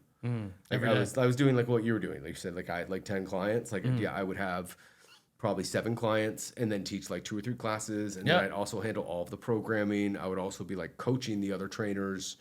and like teaching them how to train their clients, reviewing like their programs with their, like, I was just working there nonstop all the time. And granted, like, I loved it and it was really cool, but also like I wasn't able to do the things that I necessarily like wanted to do. Like, I didn't have much time to practice martial arts and or to like teach my martial arts. And that's what kind of COVID gave back to me. Was now I was like, okay, so now I'm not working there. I'm just going to create my own business. Like, what do I want to do? And I was like, I really wanted to start teaching martial arts more again, because I have so much of that knowledge. Like, dude, I've done martial arts for 3 decades, like actively practiced for 3 decades. And 20 of those years was hardcore training and learning from some of the best people in the world. And that was, you know, and I was like, dude, I need to do something with this. Like, this is like sacred knowledge to me, and I really want to pass it down to other people. And it makes me so happy to teach it. And so that's what I started doing more. And then I was like, man, I really want to get into like choreography and stuff like that. Like, I'd love like to fighting see, choreography. Yeah, I really wanted to see. And for a while I was working for Netflix, not as a choreographer, but I was, one of my students, he got the role as like He-Man. So like, you know, I don't know if you ever remember the cartoon from the 80s. It was called He-Man. So the movie is called I've heard Masters of it. of I've the never Universe. watched it. Watch the new one. Don't watch the old one. Okay. Anyhow, but it was really cool. So I got hired on his Netflix to like be his trainer, his martial arts instructor, and like, and it was a giant deal. It was a tremendous opportunity, and like, you know, the money was awesome. Yeah, for Netflix. For Netflix, yeah. And there was going to be. That's awesome. How did they find you? Kyle, my student, he recommended me. Oh, that's awesome. So he was like, "Look, like, I have a trainer. I have this person. Like, this is who I'm working with." He put in a, you know, he did an awesome thing for Well, me. I think that's one thing that, I mean, I've experienced as well. Like, all the people who you've trained, that I know of, which is a good amount, like 3 or 4 people, they don't stop talking about how like great of a trainer you are. You know, man, that just makes me Yeah. so happy to hear. Yeah, I was like, I need to talk to this guy, bro. I love it, man. I love it, dude. I love what I do, man. I love teaching martial arts, and I love seeing my students get better. Like, that's just makes me the happiest. Just like to see them be able to do the things that they're trying to do, and just like see the joy it brings them when they like land these moves, and now all of a sudden they're looking like a badass. Like, Brian looks fucking awesome right he's now. sick. He's fucking doing cool shit, and he's Doing like, cool shit. but he's looking like a ninja. You Yeah. know.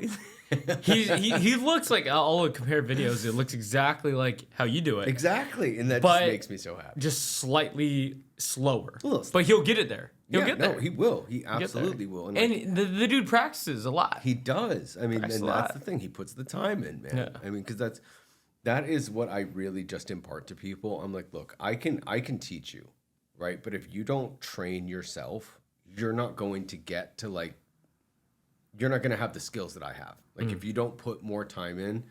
On granted, your own time. On your own time. You know what I mean? Like, you have to make that connection. I feel with anything you do, like, you have to develop the skill within yourself. Like, I'm only with you for an hour. And some people, you know, I only train once a week. Like, some people I train 4 or 5 times a week, and they can, you know, they can afford it. Like, and then I can, but still, like, you need to make the connection with the movements. And that's the only time when it becomes second nature. When it's yours. How's training someone 4 to 5 times a week? So the most I train is a couple people 3 times a week. Okay. And I feel like 4 to 5 times, like, a lot, you're man. part of their life, dude. You are, dude. You absolutely are.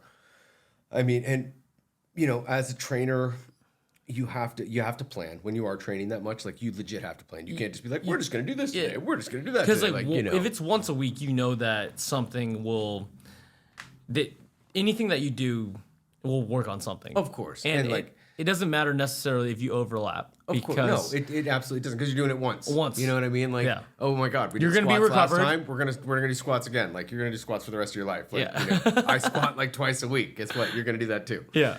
And if that's the only time they work out or do Exactly. the movement, And then you're like, it doesn't really matter. Dude, you could do the exact same workout for a year, and they're just Yep. gonna see benefits from it. 100%. And it's unfortunate that I do feel people think that they need to do different exercises all of the time. When They that is do. A lot of people absolutely- do. Which is absolutely not true. It's like, dude, No. practice. Like, strength Get is good a at it. skill. Like, the body you want is a skill. It's repetition of doing these things over. Like, look at all the people that you look at where you're like, oh, I want to look like that person. Oh, I want to look like that person. Like, they literally just do the same shit all the time for years. I think Like, social media is years. tricking people just because, like, you see so many Oh, cool it totally moves is, dude. It totally of like is. X, And, Y, and like, Z. you know, you see people that are like naturally buff or like naturally have a giant butt, but do these ridiculous exercises that have nothing to do with how they got there. Yeah. And people are like, I need to do that. Yeah. And you're like, oh, Jesus Christ. You have no idea what you're doing for my industry, man. You're crushing me. Like you're crushing what I do professionally in a 10-second video. Like you just destroyed I mean, it looks aesthetically pleasing for sure. Of course. Damn right, man. I just started like posting a lot of like kettlebell flows. There you go. And it's just like a ton of flips and stuff like that. Shit's so terrifying. Oh, for your feet? Oh, Jesus. Yeah. Oh, Jesus. But it is really fun, man. It's cool. It's super But fun. like, I don't train like that. Like, I don't do that to get strong or do that to like build fun. strength. It's just fun. It's fun. And it's similar maybe to your martial arts in the sense of like, I just get lost in trying to like learn a certain flow. I just want to get it down. Yeah. And the coordination for it's like hard because it's a weighted flow, right? Totally. It's like 35 pounds like going through the air without dropping it on your feet. It gets tiring, man. It's hard. It gets tiring. Do you follow Primal Swolger? Yeah. Dude, he's got good stuff. His man. stuff. He's got cool stuff. The man. other guy who I just went to Austin, I think a few months ago. I went to the Onnit gym. Oh, you did? Oh man, that's a Onnit gym. fucking awesome training facility. And there's just so many cool trainers there. And Yeah. the crazy trainer I met over there, he does a lot of flows, but like cool. the maces, the different kettlebell stuff, and like getting strong in the end range of motion from like that time of movement is Totally. I just like it. It's a lot of fun, man. It takes a little bit more coordination. It's just it's gratifying because there's a skill to it. You know, it's not just like, all right, Yeah. this is all I'm doing. Which is cool. Which is cool great. too. And that's the majority of my training is shit Yeah. like that, you know?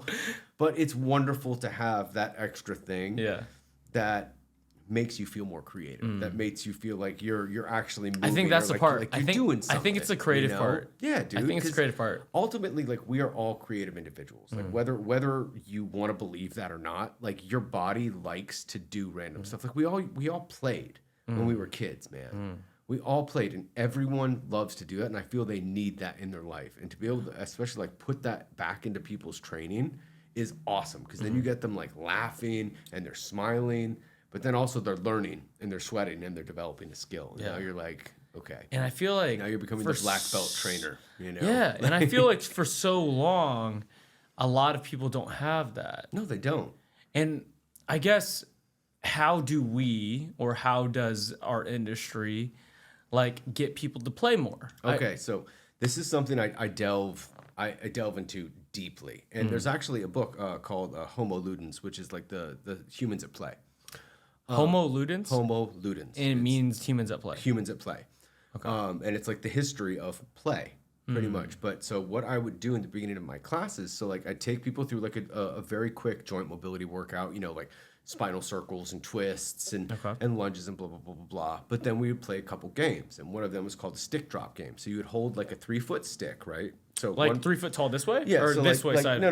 Like a long staff. Cali stick. Like a broomstick or something Okay. like that. Like a broomstick would be better. Something longer. Okay. Okay. And you pretty much would be you and a partner. Now one person's just going to be the stick dropper for 30 seconds, and you're just going to drop the stick. The other person's going to catch it as close to the ground as possible, and then hand it back to you. And then you drop it in any direction. And then you can start to move while you do it. And now all of a sudden, without teaching anything, this person has to move in tons of different ways. They're running, they're trying to catch it, they're lunging, they're twisting. You know, you can hold the stick behind you and drop it so they can't see it. And then you can evolve that game. And so, I like that so a now you lot. can be like, okay, so now catch it, but without your hands. Yeah, what? So they have to catch it on their feet, or they have to catch it on their shoulder, or they have to jump underneath it and catch it on their back. And you have to hand it back to you. With that, you can catch it with your elbow and hand it back to you that way. Yeah, That seems super hard.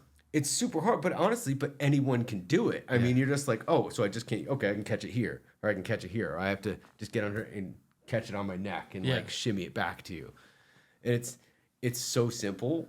It becomes really fun, and that's a stick drop game. And then the other one that you can do is called shoulder tag. So like, if you and I are playing, the goal is to touch each other's left shoulder.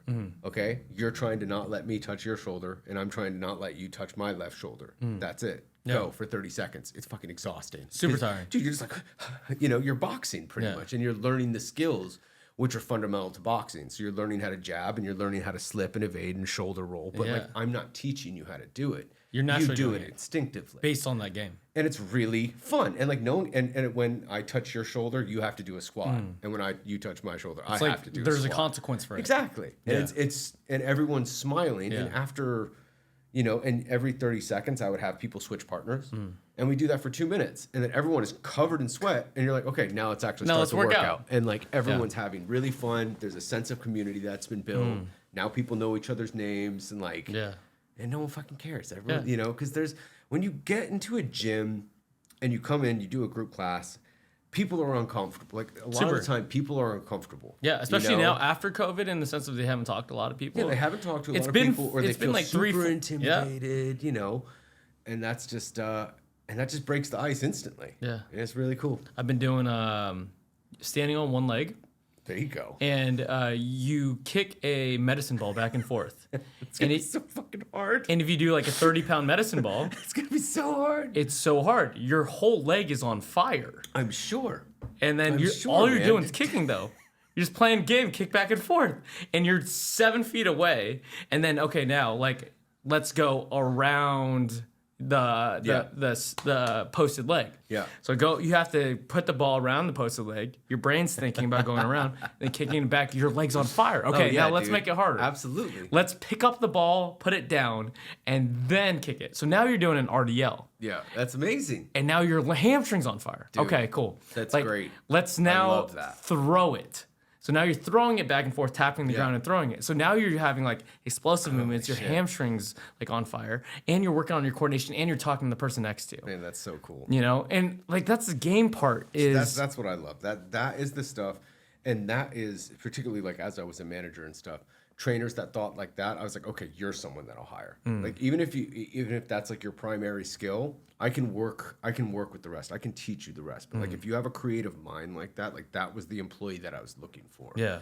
Because that's someone you're going to give someone an experience that they don't necessarily have, but you're ensuring they have a really good time. The rest of it doesn't really matter. I can teach you how to structure and like 100%. You know, dude, I can teach anyone how to teach someone how to do a fucking Bulgarian split squat and like how to pair that with a bench press or something to have like an effective full body workout or whatever. But like to be creative like that, like that's what we want. And that's really cool, man. But the thing is, like, I just don't see that a lot in the fitness space outside of like what we're doing. No, right? It's because you go to a corporate gym, 24-hour fitness, LA Fitness. It's the absolute worst. You go to even a basic Equinox or anything like that. You go in and it's just like a trainer standing with their hands behind their back, right? And dude, it's like it's all this weird fucking ego. People are super uncomfortable, like.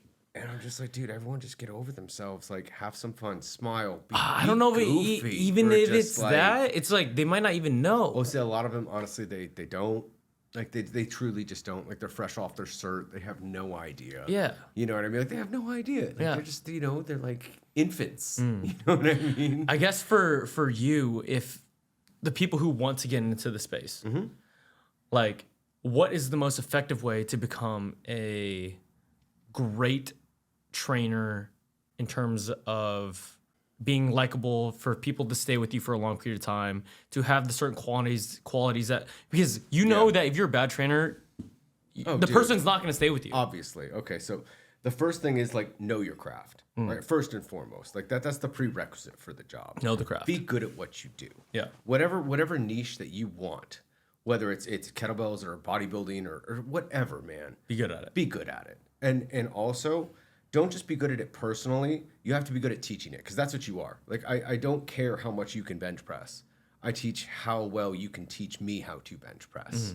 You know what I mean? Like, and I feel as trainers, sometimes we kind of forget that. Like, yeah, obviously, like, you're in great shape and you're a great athlete, but you have to be able to transmit that knowledge to another human. So be good at teaching. Because I'd rather have the person who's less better than you at the bench press, but who could teach it better. Dude, precisely. It's like, dude, I'm not paying you just to like look good. I'm paying you to teach me how to do the fucking thing so I look good.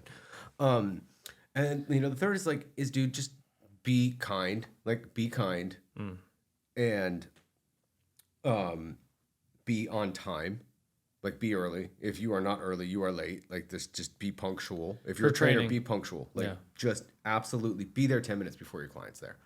Like, don't just be running in. You know what I mean? Like, it just sets a bad precedent. It makes you look bad, man. And lastly, like, read, educate yourself, continually grow within the field. Like, follow cool people on social media, but then do more than that. Like, and unfortunately, I feel like social media is so much of how people educate themselves these days, but it kind of stops there.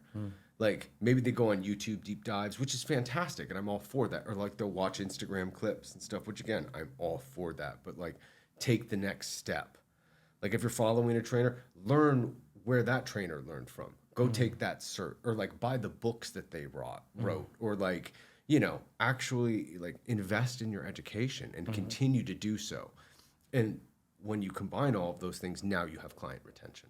And you become a valuable enough trainer to where like you have the answers for the questions. Well, that's the thing. Now you really know the craft, and now you can start actually charging more and more money that you should be, you know, that you should be paid. Like, you know your worth, man. That part, knowing your worth, is like, if you don't know the answers, you don't feel comfortable charging And nor amount. should you, man. Yeah. Like, that's some dick shit right there. We're like, nah, bro, it's $300 an hour. How long you doing this? 2 weeks. And you're like, fuck you, dude. Yeah, Like, no way.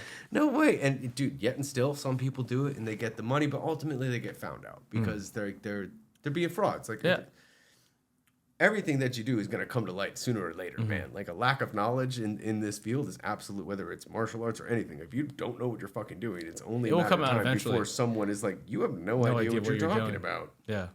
And I'm going to sue you. You know? It's LA, man. Litigious as shit. Yeah, we were talking about it earlier. What do you love about LA? I do love the culture of LA, like how vastly different it is. Like, there's people from all over the place here. Like, Yes. it's incredibly culture diverse. Like, from every corner of the globe, people are here. And I do love that. Salute. Cheers. Skål. Skull. What's that? Skål. That's Swedish. Swedish. Cheers. Yes. Cheers, brother. My family's Swedish. Oh, sick. The cultural diversity, like the food. There's food from all. Dude, we Yeah, got food's damn insane. good food, man. Oh my god, That's the biggest so thing. good. You could It's get any so type of good. food anywhere. Really? In LA. You can. Like, if you want any type of food, you could go anywhere. Any neighborhood, you're like, oh, dude, there's a bomb Japanese place. There's a bomb Thai spot. Like, oh, these tacos are like they're absolutely incredible. Yeah. You know, like, this Italian, it's like the lasagna here is like next level. Insane. Dude, you go to other places in the world and you're like, It's even further than that. Mediterranean, Brazilian, like Polish. oh, like, dude, I mean, it's literally, everywhere, it's bro. everywhere. You're like, Yeah. yo, you want some pierogies? You're like, what the fuck is a pierogi? Yeah. You're like, "Yo, come on, Let's go. I'm gonna show you. We're gonna You want do some good this." pho? We're going to Yeah, get some pho. oh, Yo, absolutely. sushi. Let's go. Let's do it.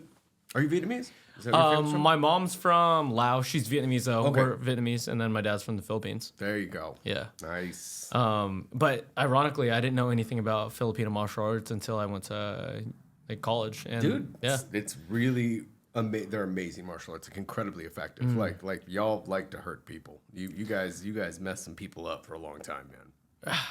educate me. What do you mean? So like warfare in the Philippines was considered recreation. So like it was tribal warfare. Like each tribe kind of had their own like style of kali, and like y'all would just kind of fight for fun. Like go meet up, fight, and be like, cool. Just go kill the neighboring tribe, like with knives and swords, man. You guys are the reason Marines are called leathernecks. Because when the U.S. was in the Philippines during World War II, like the Filipinos didn't like anyone there because there was such a long war from like when the Spanish invaded the Philippines. They were there trying to colonize them for 300 years, and the Filipinos just fought back the entire time. And one of the reasons the Kali system involves so many strikings to the limbs is because the Spaniards wore plate mail. So they would strike the extremities 6 to 7 times before they actually worked their way into the chinks in between the chainmail or plate mail. But the leatherneck thing was because the Marines had to start wearing bands around their necks because when they would just be walking in the markets, people would just slit their throats as they were walking by. Oh shit. Yeah. Like y'all did not like people up in your country, man. That's crazy. It's like you were very, very good at warfare, and like the blade systems, they're so advanced and they're really, really cool. For blades as well. I mean, yo, absolutely, man. Yeah. Like the knife work is next level. So Kali So martial arts is also taught with a stick, but it is generally, that would be a sword Sword, or a knife, knife. but the motions are the same for empty hand and or for the weapon. So it can be adaptable to like anything, and that's one of its things. It's an incredibly adaptive system. It's One really thing I do like about a lot of arts is like there's a history to it, yeah, you know, and therefore you understand that history if you become a student of it, right? So like for me, I bartended for a long time and I got into it, and you learn history about like different places of the U.S. and like this type of whiskey or like where it's from and the stories behind it. Like for example, like the espresso martini, there's like a story of this lady comes in the bar. She asks for a drink. She was like, "Make me a drink that could wake me up and fuck me up," right? And the espresso martini was born by that bartender, you know. That's amazing. And like those stories are like what goes on for generations, you know. And that like what you were just telling me about, like the leatherheads and leathernecks, and even though like it doesn't apply to today, like it makes sense and it also passed down some like a story that. Yeah, is cool. Of course, it's the history. I mean, that's why I love learning things, and really, and that was one of the things, like you just said, that I loved about martial arts was all of the history that came with it. I was always a huge history buff, but even like about whiskey and bourbon and stuff. Like I love the history, like the history of bourbon in America, like how bourbon's only made within America. Yeah. It's not made outside of the States. Kentucky, I baby. always. Yeah, it's really cool. Yeah. I really like things with a deep sense of history. Why? Why do you feel a gravity towards it? It makes it's like it's not so surface level in a sense. Like it just makes me appreciate it a lot more. You know? It's like, granted, like this whiskey is still like super delicious and I would like it regardless of any way it's served, but like if I found out the history of how it was made, like it would just be that much cooler. You would appreciate it more too. Exactly, you appreciate it more. You're like, holy shit, like I guess even like me understanding the martial arts that you've learned from China, like your story of like studying 8 hours a day, like in this place where no one knew you and 500 Chinese people were following you around. I was like, oh fuck, this thing is cool. All the time, man. But I feel like it's a good selling point too for yourself. Totally. Like it's a good story. People buy stories, dude. It's a cool story, man. Yeah. It is a really cool story. When you look back at it now, like are you like, I can't believe I did that? I mean, yeah, to a certain point, I'm like, holy shit, I did that. Like, because there's certain aspects of like even my day, I was like, did I really do that today? Like, yeah. All the like, did I have that 10 hours of clients during the day? I was I mean, it's amazing, man. Fuck, kudos to you. Dude. I know. Do you feel like on autopilot sometimes? Like, yes, did I really do that thing? You know what I'm saying? Yeah, no, absolutely. I mean, sometimes it's hard to look back and be like, wow, I did that. Like, holy shit. Like, that was insane. Like, that was literally insane. I don't know how I did that. And then my body's like, yeah, you did. We paid the price. Like, you have injuries all over the place. Like, that's exactly how we did that. And then, yeah, some of the other stories I have from China, they're fucking nuts, man. It's just, it's nuts, It's just, but it was an amazing experience for sure. And then you get to live to tell the tale. And I get to live to tell the tale. There you go. So back to the swords thing, I guess. Like, how did you become the swords guy? After all that, dude. I mean, I was always just really good with them, and because you could have chosen any field. I mean, yeah, and I'm very good at many different weapons. Sure. Like the swords is the one that looks the coolest when I do that style, because it looks so fast and it's spinny and it's circular. But I can do that with tons of different weapons. Yeah. That one's also just really fun, And I was a huge just ninja nerd when I was a kid, man. I just loved it, and I just always felt like so gratifying. And then like learning how to do that and actually like be able to kind of move like that was just so cool for me, And also, a lot of people can't do it. And a lot of people can't do it, and I guess apparently a lot of people want to learn how to do it. Like, dude, I've literally wanted to move like that since I was a little child. Like, how much do you charge, and when can we get started? Yeah. Like, and that's. Is that some reasonings? It's just like I literally just want to learn like a ton of people are literally like, I've always wanted to learn how to use a sword. Like I've since I was a child, I always did, and I haven't been able to. Now I'm in my mid 30s or my like early 40s, and I got money, and I want to fucking learn how to use the sword. And I'm like, I got That's you. it. Come on in. Like, Just because they want to learn. Nothing, no other reasoning. Look, a lot of my clients are associated with the film industry in some way, shape, or form, and so it adds something to their resume that a lot of other people don't have. Okay. A lot of people have to use stunt doubles, and if you do not have to, it makes you way more valuable. Have you ever wanted to be a stunt double? Not really. Not no. really. I would love to do choreography and to create choreography and to teach stunt people, but like a lot of stunt work, whereas, dude, I truly appreciate them, and I have so much love for all of the stunt actors. I do feel really bad because they don't get the... Dude, they don't get tons of credit, Yeah. and like I am almost too old to be a stunt actor at this point. Like, dude, if I still got the opportunity, I'll absolutely do it. But as soon as the director's like, yo, go fall down those concrete flight of stairs 12 times, I'd be like, nah, I'm okay. Zero. Like, I'm no good. chance. Like, no, I'm not gonna, no. Like, my body's already hanging on by a hair. Like, I'm not 22, man. Yeah. You know what I mean? Or like 27. Like, Yeah. still, I am going to be 40 in next month. You know, like. That's not that old still. It's not that old, but like, I have put my body through it, man. Through the ringer. And like, Yeah. when they're like, okay, dude, so we're gonna kick you into this bar, and then she's gonna grab you and like smash your head through this fake glass. How many It's not professional a real fights have you glass. done? Not many, dude. Not Yeah. many at all. Let's see, total. So I fought in Sanda, which when I was in China, so that's Yeah. like Chinese Chinese, kickboxing, which is slightly different than Muay Thai. And in that I was 7-2, and then I came here and I only did like 3 or 4 Muay Thai fights. So it was like really not a lot. So nothing Like near 12, like your boy, 13. like food. Yeah, like somewhere about there. I mean, dude, each fight like definitely takes a lot out of you. And that and like the training. I mean, dude, there were so many fights in which either opponents, pulled out, or like I didn't make weight one time for a tournament, and that's like 8 weeks of training just gone.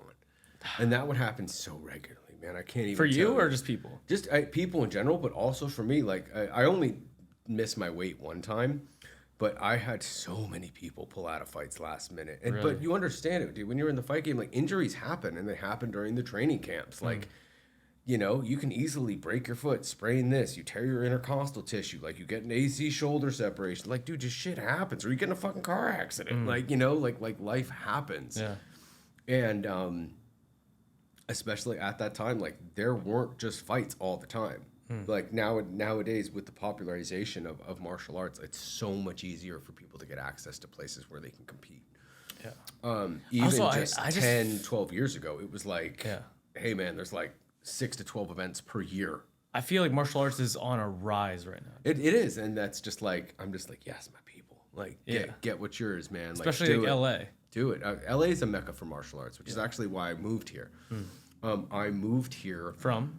I was in San Francisco. Okay. So I came back from Japan. So after China, I went to Japan.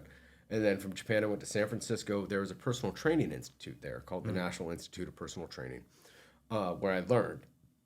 And it was like an actual like in-house type deal. So you'd go to class for training, and then after your classes, you would train one another for 2 hours, which was really cool. So you actually got Get the one-on-one You got experience. literally one-on-one experience, and then like they would bring in the general managers from each of the major gyms, and you'd establish so a rapport. cool. Dude, it was fucking rad. Like it was really, really cool. And I was doing that, and there was also some very large Muay Thai gyms in San Francisco at the time, which were called Fairtex. And I was training there. One of the main coaches was Jongson. His name is Jongson. He's known as the Wooden Man. He's like very legendary Muay Thai. The other gentleman's name was Ganyao, who was this like 6'5" Thai dude who was just a fucking monster. He looked like Sagat out of the Street Fighter video games. Oh, wow. So I was learning to become a personal trainer there. But then Bruce Lee's best friend, whose name is Dan Inosanto, he's out of Los Angeles, and I wanted to come and train with him. Oh, did you? And I did, yeah. So I trained there. That's where I started learning all of my Filipino martial arts and all of the Malaysian and Indonesian martial arts that I've learned. All came from that. How did you academy. get to train with them? I mean, I just moved down here and I just started going. Oh. And I just started taking class, and Nice. and then a couple of the like head instructors, they took me under their wing, and because they lived my life and like just saw I was like a young pup that just really wanted to do it, and just like we're like, okay, like we're gonna train this kid, and we're gonna make him good, make sure he's taken care of. Yeah. And again, I just did what I always did. I just worked my ass off, trained as much as I could. But also while I was training there, like that's when I really started, I wanted to compete again as well. Fighting? And and at that academy, like that wasn't the focus. So eventually I had kind of left training there mostly. I would still meet with the head instructors a couple times a week to train with them like separately. But then also that's when I delved deep into Muay Thai. And really just started just training in Muay Thai and then teaching Muay Thai and, So your last professional fight was less than 15 years ago. Yeah. I'm 39, so the last one I was 29. Yeah. 29. 29 or 30. Yeah. What did you say? What made you decide to throw up the gloves?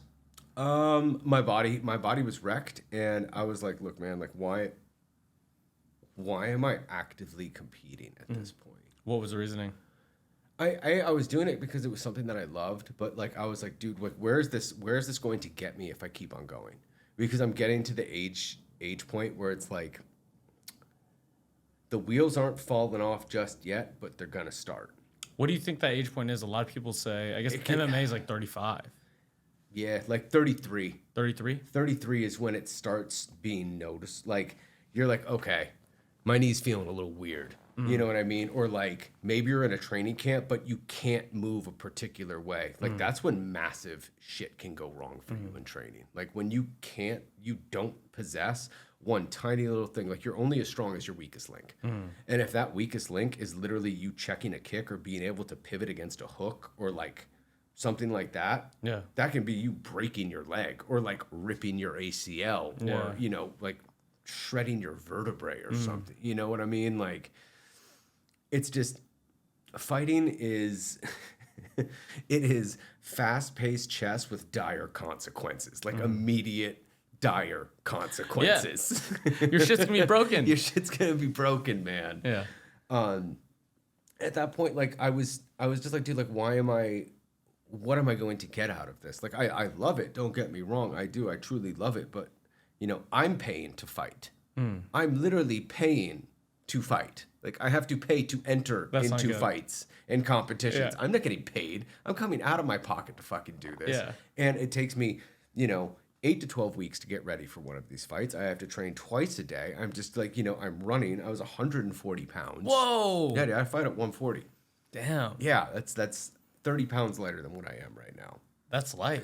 Yeah, I was tiny, man. I was tiny. That's crazy. It was small, dude. Oh my God. So I guess right now, after the fighting career and like you've built up your established like personal training and everything like that, like what are you most excited for in your life right now? Trying to find the next step. Yeah. I am really looking forward to trying to find the next step. I thought I was there when I was working for Netflix. And I was like, this is going to be the first step. It was like a guaranteed like 3 years worth of work because there's supposed to be 3 feature films that I was hired on for. Did you? Which is really cool. Did you do 3 years? Well, we did not. We got through 6 months, and then the main financial backer of the project backed off, and Netflix canceled. And therefore, no one had a job anymore. I didn't have a job. No one had a job. Was that because of the strike? It wasn't. No, it wasn't because of the strike. This was going on during COVID. It was. I'm not exactly sure of the reasoning. All I know is that one of the main backers of the film just pulled their money. And, when you're talking about films with like $250 million budgets and stuff like that, like it's if they pulled their finance, they're like, hey, man, we're done. Like, we can't go forward. Yeah. Maybe it'll be brought back. It's been, heard that the directors are trying to bring it back, but it'd be like a new cast and stuff like that. So I probably won't be involved with it.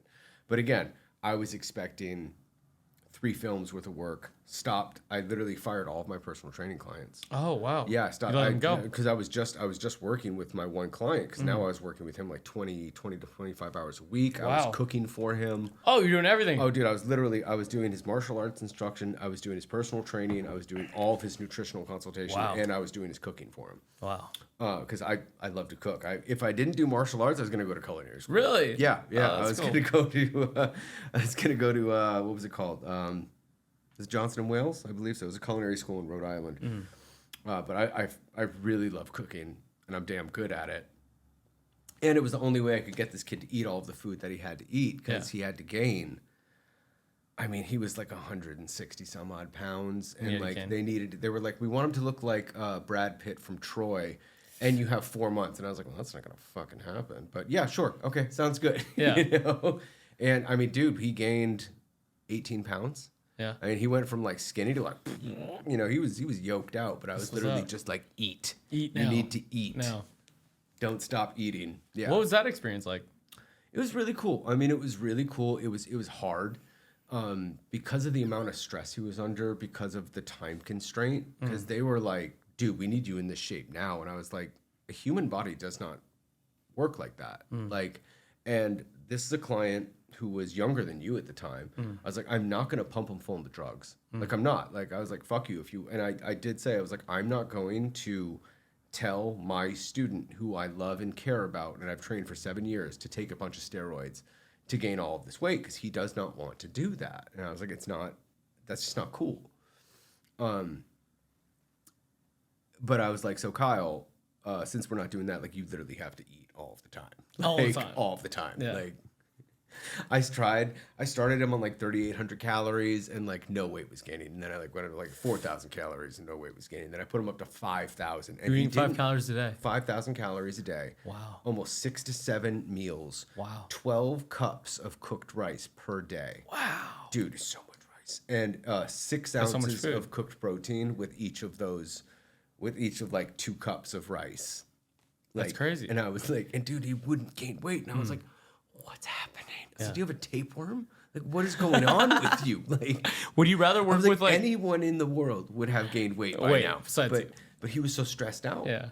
And I was like, he was just so stressed. So his body was just not gaining the poundage. And eventually it started to come on. And I was like, oh, thank you, Christ. Because also I was like, dude, my reputation's on It's the line. on the line, I yeah. literally told people this was completely possible. And I was doing all the things Yeah. correctly, Yeah. you know, like had a great muscle building routine for Mm. him, like making sure he was sleeping, make sure he's eating all the right things. And I was like, oh my God, I'm so screwed if he doesn't gain this Yeah. weight.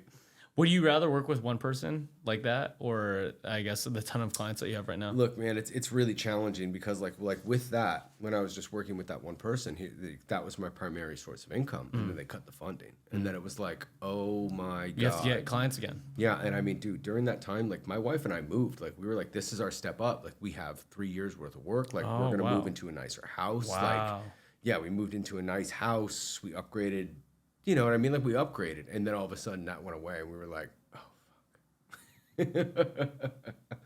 And that was really hard because now I had to reach back to all my old clients. Some of them have moved on, or like, you know, dude, I closed down my business to take this on because I thought it was going to be like the change in my career. Would I do it again? Like maybe, you know, because it was really cool. I mean, it was definitely cool, and also like he's one of my most advanced students that I've trained for years and years and years. So I just got paid to spend time with a person that I love and care about. Yeah. Which was awesome. And make him into a superhero. And that is what you do for a lot of people, though, mostly. It is. But not to that extent. But not to that extent. I mean, and there are also days where it's like, hey, person that I've seen for every single day for 5 hours a day, you know, how you doing today? It's like, just like how I'm fucking doing yesterday. I'm sick of this. I don't want to eat. You know, it's just like, so it's nice to obviously to work Switch with it up, other different people. to switch it up and just get like a slightly different energy. For those trainers out there who have a hard time getting clients, what's your advice to them? Hard time getting clients. You have to put yourself in the pool that you want to swim in. Okay. So like you have to get out there. If you're not exposing yourself, no one's going to know about you. You can be the best trainer in the world, but if there's no exposure to you, if you're not meeting people and talking to them and showing them who you are and what you can do, there's no way you're going to get clients. So socialize. Put yourself in environments where your potential clients will be, whether that's you going out and taking group classes at other gyms, or going and taking yoga classes, or signing up for public speaking courses and meeting everyone there and introducing yourself and like being like, hi, I'm a personal trainer. Like, what do you do? You know, just put yourself in situations where you're going to be exposed to other people. And also try to do that into scenarios where those people can afford you. Yeah. You know, like... How do you determine your rate? Because for me, for the longest time, I was I mean, you would get whatever you'd get because like Yep. you need it. Yep. Right. That's so hard. It's so hard to be like struggling for money, to have an incredible skill set that you know you're good at and you know you're worth, but Undercharging. And then just, you know, or if someone's like, hey man, I'm not going to pay you rate, but I'll give you this, and you like have rent due tomorrow and you have no money saved, you know what I mean? Like, and you kind of, and you're screwed. But at some point you do have to be like, I am worth this. And like, no, this is my rate. And, you know, I do really recommend any trainer, like take some business courses, like learn how to have these discussions with people and how to really stand up for yourself, but also how to talk to people and convince them that you are worth your rate. You know, like that's really important, man. Yeah. You know, like my discussion with people when I have my rate is like, this is my rate and that's my rate. I give no discounts for training. I don't care how many sessions that you buy.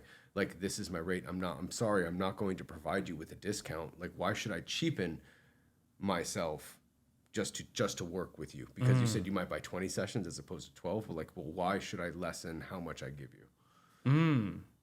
You know? I mean, and from a business standpoint, you get the money up front. Yeah. That's the reasoning. I do. But like, I'm still putting in the same amount of effort. And you're not paying for my hourly rate. You're paying for my years of experience. Like you're paying for the 10, almost 20 years that I've put into developing my craft. And I'm really fucking good at it. And I can absolutely get you from where you are now to where you want to be. Also, you don't just pay for my hourly time. I am happy to handle your nutrition. I will happy any training that you want to do. I will send you all the videos that you want. And like those are things that I'm willing to do as a trainer.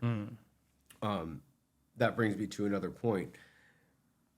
New trainers, when you are meeting with your client, whether you're a martial artist or a personal trainer, have like an actual expectations versus reality conversation, and like actually go over what your roles and responsibilities are as a trainer and as a client. Like, you know, so you're like, okay, so as a trainer, I promise I will be here on time. I will have your sessions programmed. I will know exactly what I'm doing, and I know where to get you. I will provide you with any nutritional information, provide you with any videos or extra workouts or blah, blah, blah, whatever it is. And then be like, well, as a client, you have to do it.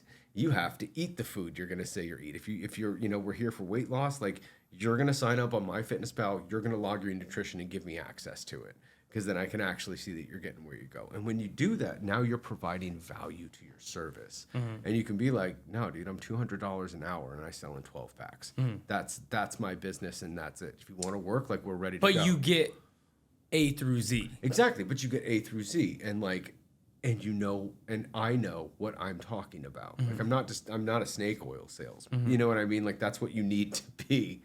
And have your rate reflect that. Like I would say if you're a trainer in LA and you're just getting started, your rate can be like $125 a session. Yeah. Okay. Sell in, like have people come in for not a complimentary intro, but a slightly reduced price. So let's say you normally charge $125, have them come in for like a $75 session. All right. That's your intro session. After that, sell in packages of 6. And that's it. Boom. And then when you're ready, your next bump can be $135 and then $150. And then 165, then 175, and then 200. At the 200, you kind of got a cap unless you're crazy. Like my rate is 200 an hour.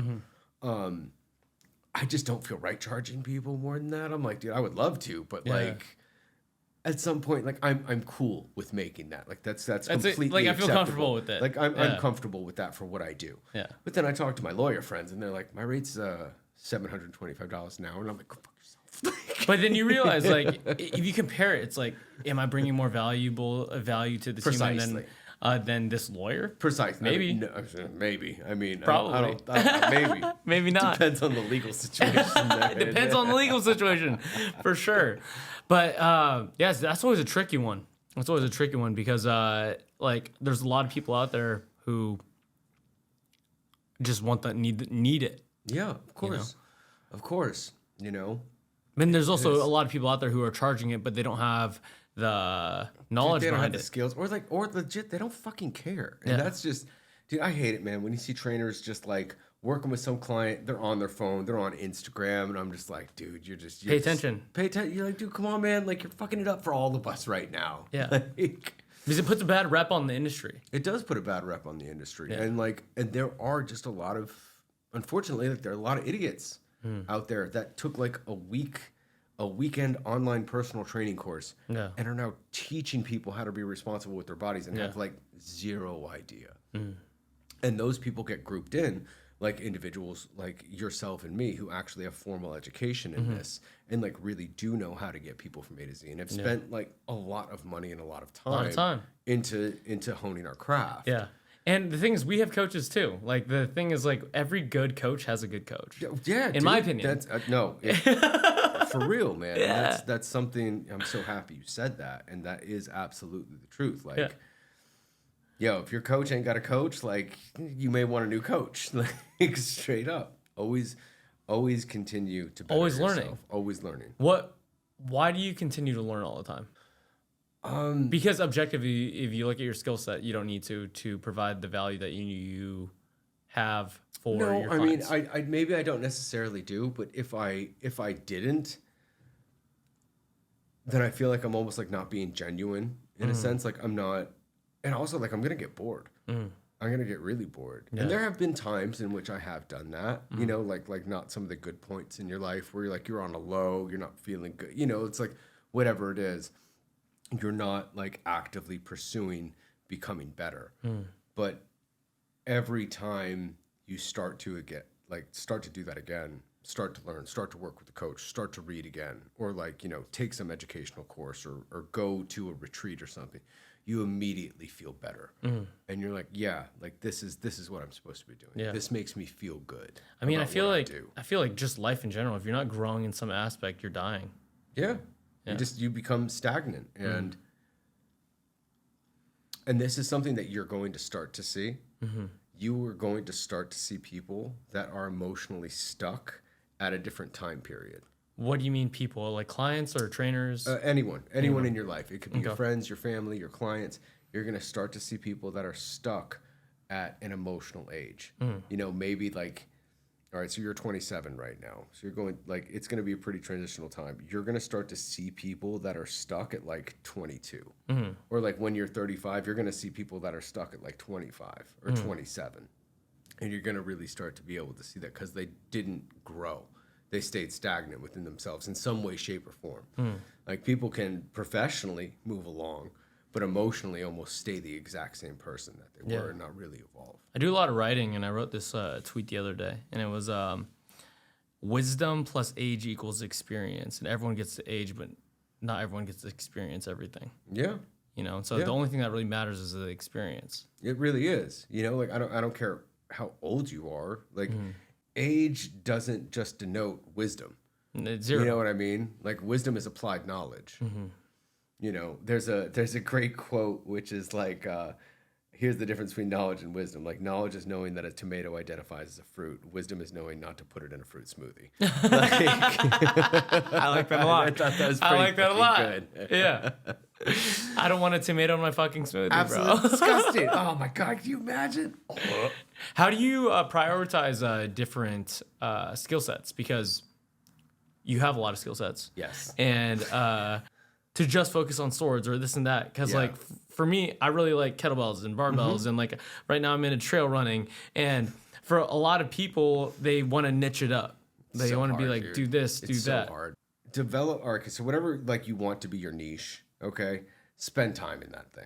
You have to spend time. Like coming back, like as we said several times throughout this podcast, repetition is the mother of all skill. If you want a skill in one thing, you're gonna have to do it a lot. After that, absolutely diversify your time. Do the things that you want to do, and just you know what I've learned is that you can't always be good at everything all the time.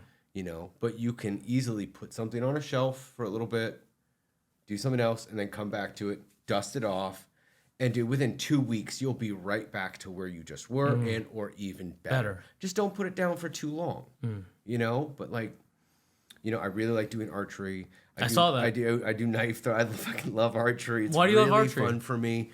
I don't know. There's just something cathartic about it, man. Is it like, so a lot of primal stuff is targets? Yes.